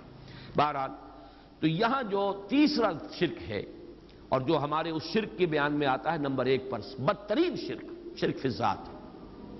اس کی بدترین صورت، فلسفیانہ صورت تو وہ ہے ہماوست، اللہ ہی نے اس کائنات کا روپ دھار لیا ہے۔ برف تھا پگھل کر پانی بن گیا، اللہ تھا اس نے ہی اس کائنات کا روپ دھار لیا۔ اب اللہ کہاں ہے؟ یہی کائنات اللہ ہے۔ اللہ پانی تھا وہی تو بھاپ بن گیا، اب پانی کہاں ہے؟ یہ بھاپ ہی تو پانی ہے۔ ایک یہ شکل ہے، یہ بدترین صورت ہے شرک فی الذات کی، یہ ہے وہ ہماوست، یہ جس میں کہ ہر شے خدا بن گئی، اس لیے کہ خدا ہی نے در حقیقت یہ صورت اختیار کر لی۔ یا پھر مذہبی میدان میں یہ شرک آیا ہے اللہ کے لیے بیٹا بیٹی۔ بیٹا بیٹی ایک تو یہ سمجھے اولاد جو ہے وہ جز ہوتا ہے۔ اولاد کیا ہے؟ باپ کا ایک نطفہ ہے، اسی سے تو اسی نے ڈیولپ ہو کر ایک شکل اختیار کی ہے نا۔ اور پھر وہ کفو ہوتا ہے برابر کا، سید باپ ہے تو بیٹا بھی تو سید ہی ہوا نا، مغل باپ ہے تو بیٹا بھی مغل ہے، اسی طریقے سے گھوڑا ہے تو بیٹا بھی گھوڑا ہی ہے۔ وہ تو جنس جو ہے اس میں کفو جس کو کہتے ہیں ہم، برابری کا معاملہ یہ ہے اولاد کے اندر، اس سے زیادہ برابری کا اور کوئی تصور نہیں ہے۔ اس پہلو سے لم یلد ولم یولد نے جڑ کاٹی ہے ان تصورات کی کہ حضرت مسیح کو خدا کا بیٹا بنا دیا گیا، کسی نے حضرت عزیر کو خدا کا بیٹا بنا دیا، ملائکہ کو اہل عرب جو ہے خدا کی بیٹیاں قرار دے رہے ہیں۔ یہ بیٹا بیٹی کا تصور، جیسے قرآن کہتا ہے کیسے ہو جائے گی اس کی اولاد جبکہ اس کی کوئی جوڑی نہیں، وَلَمْ تَكُنْ لَهُ صَاحِبَةٌ، کوئی تصور نہیں۔ اور عیسائیوں میں تو خیر ایک طبقہ وہاں تک بھی گیا ہے کہ حضرت مسیح کی والدہ حضرت مریم کو بھی الوہیت میں شامل کیا ہے۔ اولین تثلیث تو یہی تھی کہ اللہ اور حضرت مریم اور حضرت عیسیٰ، بعد میں یہ کہ حضرت مریم کو نکال کر اور روح القدس کو شامل کیا گیا، God is father, God is son and the holy ghost یا ہولی اسپرٹ۔ یہ تثلیث ہے جو عام طور پر اب چلتی ہے، لیکن پہلے تو تثلیث کے اندر جیسے کہ قرآن مجید میں بھی ہے حضرت مریم کو بھی انہوں نے شامل کیا تھا۔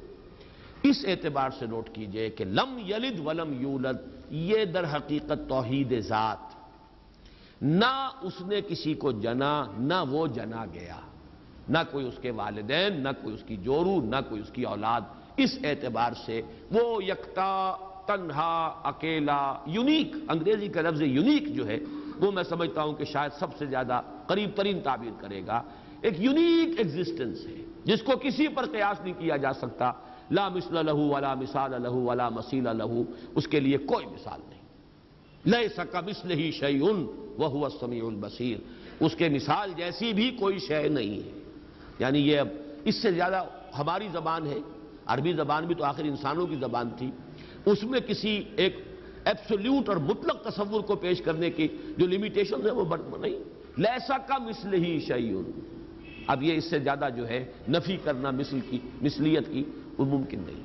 اور جیسا کہ میں نے اپنی تقریروں میں بیان کیا ہے، اس شرک پر اللہ کا غضب سب سے زیادہ بھڑکتا ہے، اس لیے کہ یہ تو ذات پہ شریک کر دیا آپ نے اللہ کی۔ کیونکہ یہ فلسفیانہ ہماوست وغیرہ عرب میں وہاں موجود نہیں تھے، یہ ہندوستان کی بیماریاں تھیں، لہذا قرآن مجید میں اس کا ذکر اس انداز میں نہیں ہے۔ البتہ شرک فی الذات کی ایک شکل کے جو وہاں موجود تھی وہ بیٹا بیٹی کا تصور، اور شرک فی الذات ہی کی دوسری شکل جو ہندوستان میں یا اور دوسری جگہوں کے فلسفیانہ مذاہب میں ہے وہ ہماوست، کہ خدا ہی نے در حقیقت یہ روپ، وہ انکارنیشن کہیں یا یہ کہ یہ حلول و اتحاد ایجا محالست، یہ سارے تصورات جو ہیں یہ فلسفیانہ ہیں۔ لم یلد ولم یولد ولم یکن لہ کفوا احد، اور نہیں ہے کوئی بھی اس کا کفو۔ کفو کاف فے اور واو، اور کاف فے اور حمزہ، پھر یہی وہ ہے جو الف واو اور یہ جو ہے بدل جاتے ہیں، یہ ایک ہی مادہ ہے، اسی سے مکافات ہے، بدلہ، جیسا دناہم کما دانو مکافات۔ کف جو ہے کہتے ہیں ہمسر، جس کے لیے ہمارے ہاں جب علماء تقریریں کرتے ہیں تو جو ان کے خطبات ہوتے ہیں، لا ضد لہ ولا ند لہ، ضد اور ند یہ در حقیقت جو بھی ہمسر ہوگا وہ تو مقابلے میں آئے گا، وہ تو چیلنج کرے گا کہیں نہ کہیں، تو ضد بھی کہتے ہیں کسی کا حریف، ند مخالف۔ اور یہ لفظ حضور صلی اللہ علیہ وسلم نے استعمال فرمایا تھا جبکہ کسی صحابی کی زبان سے الفاظ نکل گئے، ما شاء اللہ و ما شئت، جو اللہ چاہے اور جو آپ چاہیں۔ حالانکہ اس میں ظاہر بات ہے کہ ان کی نیت میں کہیں بھی وہ بات نہیں ہو سکتی تھی کہ برابر کر رہے ہوں حضور کی مشیت کو اللہ کی مشیت کے ساتھ، لیکن یہ کہ چونکہ لفظ میں اشتباہ تھا، لفظ میں برابری سی ہو گئی ہے، ما شاء اللہ و ما شئتا، تو آپ نے فرمایا، فوراً ٹوک دیا، اجعلتنی للہ ندًا، کیا تم نے مجھے اللہ کا مد مقابل بنا دیا؟ مشیت تو ایک ہی ہے، اسی کی مشیت چلتی ہے، کتنا ہی چاہے انسان، انک لا تہدی من احببت ولکن اللہ یہدی من یشاء، آپ کتنا ہی چاہیں کسی کو ہدایت دینا، آپ کے اختیار میں نہیں ہے کہ جسے چاہیں ہدایت دے دیں، یہ تو اللہ کی مشیت ہے، اس کا اختیار ہے۔ تو کفر جو ہے، اب یہ کفر جو ہے یہ توحید صفات ہے، برابر ہوتا ہے انسان صفت میں۔ اب جیسے میں نے عرض کیا تھا نا، اور یہ تقریریں میں نے تفصیل سے کی ہوئی ہیں، ہماری مجبوری ہے، ہماری زبان میں الفاظ مشترک ہیں، صفات کے لیے وہی لفظ اللہ کے لیے استعمال ہوگا، وہی لفظ بندوں کے لیے استعمال ہوگا۔ اللہ بھی علیم ہے، انسان بھی علیم ہوتے ہیں، بلکہ علامہ بھی ہوتے ہیں۔ علامہ بہت بڑی شے ہے، حالانکہ واقعہ یہ ہے کہ علم اللہ کے لیے، علم بندے کے لیے، لفظ ایک ہے، زمین و آسمان کا فرق ہے مضمون میں۔ وہ علم ذاتی ہے، وہ علم مطلق ہے، بلا نہایت، اس کی کوئی حدود نہیں ہے، وہ علم قدیم ہے، ہمیشہ سے تھا، حادث نہیں ہے۔ اور ہمارا علم، ہمارے سے مراد ہمارا ہو، انبیاء کا ہو، اولیاء کا ہو، کسی کا ہو، بڑے سے بڑے سائنسدان کا ہو، بڑے سے بڑے ولی کا ہو، فرشتوں کا ہو، انبیاء کا ہو، کسی کا ہو، وہ علم یقیناً حادث ہے، قدیم نہیں، وہ یقیناً عطائی ہے، ذاتی نہیں، وہ محدود ہے، لامحدود نہیں۔ یہ تین جب شرطیں عائد کی جائیں گی اور یہ تینوں مستحضر ہوں، تب اس شرک فی الصفات سے انسان بچتا ہے اور کفر بنا دینے سے انسان بچ سکتا ہے، ورنہ الفاظ میں اشتراک ہو جائے گا۔ اور یہی اشتراک ہے، موجود میں ہم بھی موجود، اللہ بھی موجود، ہم کہاں کے موجود؟ اس کا وجود ذاتی، اس کا وجود حقیقی، اس کا وجود مطلق، اس کا وجود قدیم، اس کا وجود قائم و دائم، ہمیشہ ہمیشہ رہنے والا۔ وہ کوئی عطائی وجود نہیں ہے کہ کسی اور نے وجود دیا ہو، ہمارا وجود مستعار، دیا ہوا، عطا کردہ، لائی حیات آئے، قضا لے چلی چلے، اپنی خوشی سے آئے نہ اپنی خوشی چلے۔ ہمارا وجود محدود، ہمارا وجود عطائی، ہمارا وجود حادث، نہیں تھے ہو گئے ہیں، پھر وقت آئے گا نہیں رہیں گے۔ تو وجود کا لفظ مشترک ہے، اللہ بھی موجود اور ہم بھی موجود، وہ وجود مطلق، اور یہ جو ہے ممکن الوجود، یہ ممکنات ہے، یہ اعتباری وجود ہے، اس کے سوا کچھ نہیں۔ تو کسی بھی اعتبار سے اللہ کے ہم سر، ہم پلہ، ضد اور ند کسی کو بنا دینا، اس کی نفی ہے، وَلَمْ يَكُنْ لَهُ كُفُوًا أَحَدٌ۔ اب یہاں احد دیکھیے اس معنی میں آیا ہے، نفی مطلق۔ یہ بھی ادھر پہلا ذہن میرا نہیں گیا تھا، یہ احد کا لفظ جو ہے، جو میں نے استعمالات بتائے تھے، دو استعمالات تو اسی صورت میں ہیں۔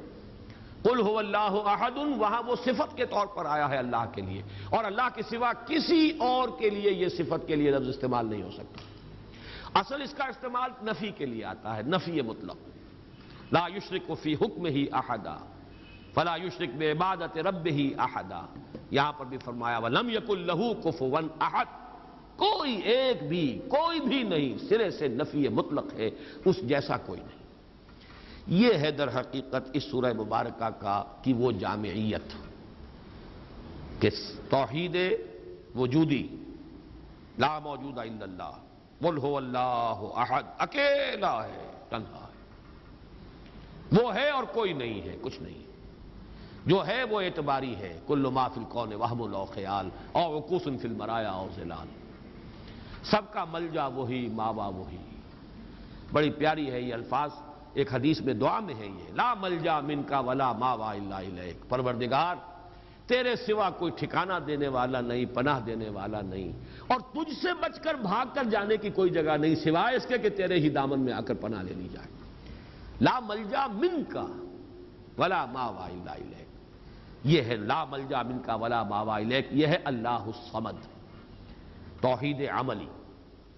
نمبر 3 توحید ذات، لم یلد ولم یولد۔ نمبر 4 توحید صفات، لم یکن لہ کفوا احد، کوئی بھی کسی بھی اعتبار سے اس کا ہمسر، ہم پلہ، ضد یا ند نہیں، اس کا مشابہ نہیں۔ اس اعتبار سے آج میں نوٹ کر رہا تھا، اس جامعیت کے اعتبار سے سورہ اخلاص کے اگر کسی درجے میں مقابل آتے ہیں تو 2 آیتیں آتی ہیں، اور عجیب بات ہے یہ صورت ہے 4 آیتوں پر مشتمل، وہ 2 آیتیں۔ ایک آیت کا تذکرہ ہو چکا آیت الکرسی، خود حضور نے فرمایا ہے تمام آیات قرآنیہ کی سردار ہے، اس میں 10 یا 11 جملے بن جاتے ہیں ایک آیت کے اندر، اس لیے کہ بعض حضرات اللہ لا الہ الا ہو، اللہ سے پہلے بھی ہوا کو محذوف مانتے ہیں، ہو اللہ لا الہ الا ہو، گویا کہ پہلا جملہ ہو اللہ ہے، پھر لا الہ الا ہو یہ دوسرا جملہ ہے۔ اس طرح اگر شمار کریں گے تو 11 جملے بن جائیں گے اس ایک آیت کے اندر، ورنہ 10 تو ہے ہی۔ وہ بھی نہایت جامع ہے توحید کے بیان میں۔ اور تیسرا مقام کہیے یا دوسری آیت جو ہے، اور واقعہ یہ کہ اس کی بھی عظمت کا میرے قلب پر جو نقش ہے بہت گہرا ہے۔ 5 اسلوبوں سے توحید کا بیان ایک آیت میں ہے۔ وَقُلِ الْحَمْدُ لِلَّهِ الَّذِي لَمْ يَتَّخِذْ وَلَدًا وَلَمْ يَكُنْ لَهُ شَرِيكٌ فِي الْمُلْكِ وَلَمْ يَكُنْ لَهُ وَلِيٌّ مِّنَ الذُّلِّ وَكَبِّرْهُ تَكْبِيرًا۔ ایک آیت ہے یہ سورہ بنی اسرائیل کی آخری آیت۔ کہو کل حمد صلی اللہ کے لیے، قل الحمد للہ، کل حمد کل ثنا، یہ بھی توحید ہے اصل میں، نظری علمی توحید۔ جو خیر نظر آ رہا ہے، جو بھی ہم تک بھلائی پہنچ رہی ہے، کسی بھی ذریعے سے آئی ہو، کسی بھی سلسلہ اسباب سے متعلق ہو کر ہم تک پہنچی ہو، اس کا منبع سرچشمہ ذات باری تعالی، لہذا حمد کا سزاوار حقیقی صرف اللہ۔ قل الحمد للہ توحید کا کلمہ ہے، بہت بڑا کلمہ ہے یہ توحید کا، اتنا بڑا کلمہ ہے کہ حضور نے فرمایا کہ التسبیح نصف المیزان والحمد للہ تملؤہ، سبحان اللہ کہنا جو ہے میزان معرفت خداوندی کا نصف ہو جاتا ہے، اور پورا پلڑا بھر جاتا ہے الحمدللہ سے۔ پھر لم یتخذ ولدا، لم یلد ولم یولد، لم یتخذ ولدا ولم یکن لہ شریک فی الملک، بادشاہی میں اختیار میں کوئی اس کا شریک نہیں، یہ توحید سیاسی۔ ولم یکن لہ ولی من الذل، اور کوئی اس کا ولی کسی کمزوری کی وجہ سے نہیں ہے، دوست اس کے ہیں، تمہارے دوست ہوتے ہیں، تم انہیں پالتے ہو دوستیوں کو، اس لیے پالتے ہو کہ شاید کل کہیں کام آ جائے، ضرورت پڑ سکتی ہے، انسانی معاملات ایسے ہیں، لہذا دوستیاں پالی جاتی ہیں، دوستوں کی غلط فرمائشیں بھی پوری کی جاتی ہیں، ان کے غلط مطالبے بھی پورے کیے جاتے ہیں۔ یہ کس لیے کہ کرنی دبتی ہے آپ کی، اللہ کی کرنی کسی سے دبتی نہیں ہے، اس کے ولی ہیں لیکن اس کے کسی ذوف کی وجہ سے نہیں ہے۔ وَلَمْ يَكُنْ لَهُ وَلِيٌّ مِّنَ الذُّلِّ وَكَبِّرْهُ تَكْبِيرًا، اور اس کی تو بڑائی کرو جیسے کہ اس کی بڑائی کا حق ہے۔ یہ آیہ مبارکہ بھی میں نے صرف یہ نوٹ کرا دیا آپ کو کہ اس سورہ مبارکہ کے قریب آتی ہیں اپنی جامعیت کے اعتبار سے یہ آیات، لیکن ظاہر بات ہے کہ سورہ اخلاص ابتدا میں نازل ہوئی، ابھی چہمے گوئیاں شروع ہوئی تھی، یہ کسے پوجتے ہیں، ان کا معبود کون ہے، اس کی شان کیا ہے، اس کی صفات کیا ہے، صف لنا ربک اور انصب لنا ربک، اس کا جواب بہت سادہ الفاظ میں لیکن جامعیت اس کے اعتبار سے جو اپنا منفرد مقام ہے وہ سورہ اخلاص کا ہے، اور جبکہ وہ ہمارے پاس حضور صلی اللہ علیہ وسلم کے اقوال موجود ہیں ثلث قرآن کے مساوی، اللہ تعالیٰ اس سورہ مبارکہ کا صحیح فہم گہرائی میں اس کا جو قلب کے اوپر، ذہن کے اوپر، ہماری سوچ پر، ہماری نفسیات پر جو اثرات مترتب ہونے چاہیے اللہ تعالیٰ ان سب سے ہمیں بہرہ مند فرمائے۔ آخر میں ایک لطیفہ سنا دوں، وہ بھی ایک لطیفہ، علمی لطیفہ ہے، یاد رہے گا۔ یہ خاقانی ایک شاعر گزرے ہیں بہت بڑے فارسی کے، ان کا یہ قصہ بیان ہوتا ہے کہ وہ کہیں کسی دعوت میں کسی امیر کے ہاں مدعو تھے، تو وہاں پہلے سے کچھ لوگ بیٹھے ہوئے تھے جو رتبے میں ان سے بڑے کمتر تھے، لیکن یہ کہ جگہ انہیں ایسی ملی کہ جو اس محفل کے اعتبار سے ذرا ان کے اپنے مقام کے اعتبار سے فرو تھی۔ تو کچھ جو ذرا ہلکے مزاج کے لوگ تھے جن کی طبیعتوں میں ہلکا پن تھا، وہ انہیں دیکھ کے مسکرا رہے تھے کہ آج یہ خاقانی کو کہاں جگہ ملی ہے، کس جگہ بیٹھے ہیں۔ تو انہوں نے ایک شعر کہا ہے، بلکہ 2 شعر۔ گر فروتر نشست خاقانی، نہ مرا عار نہ ترا ادب است، قل هو اللہ کے حمد باری است، تحتا تبت یدا ابی لہب است۔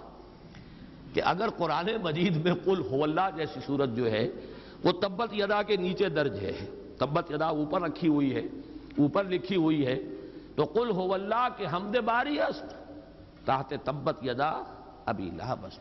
تو اس لیے اگر آج مجھے کہیں مقام جو ہے نچلا مل گیا ہے نشست کے اعتبار سے تو اس میں میرے لیے کوئی عار نہیں، تمہارے لیے کوئی عزت کی بات نہیں. بہرحال یہ صرف ایک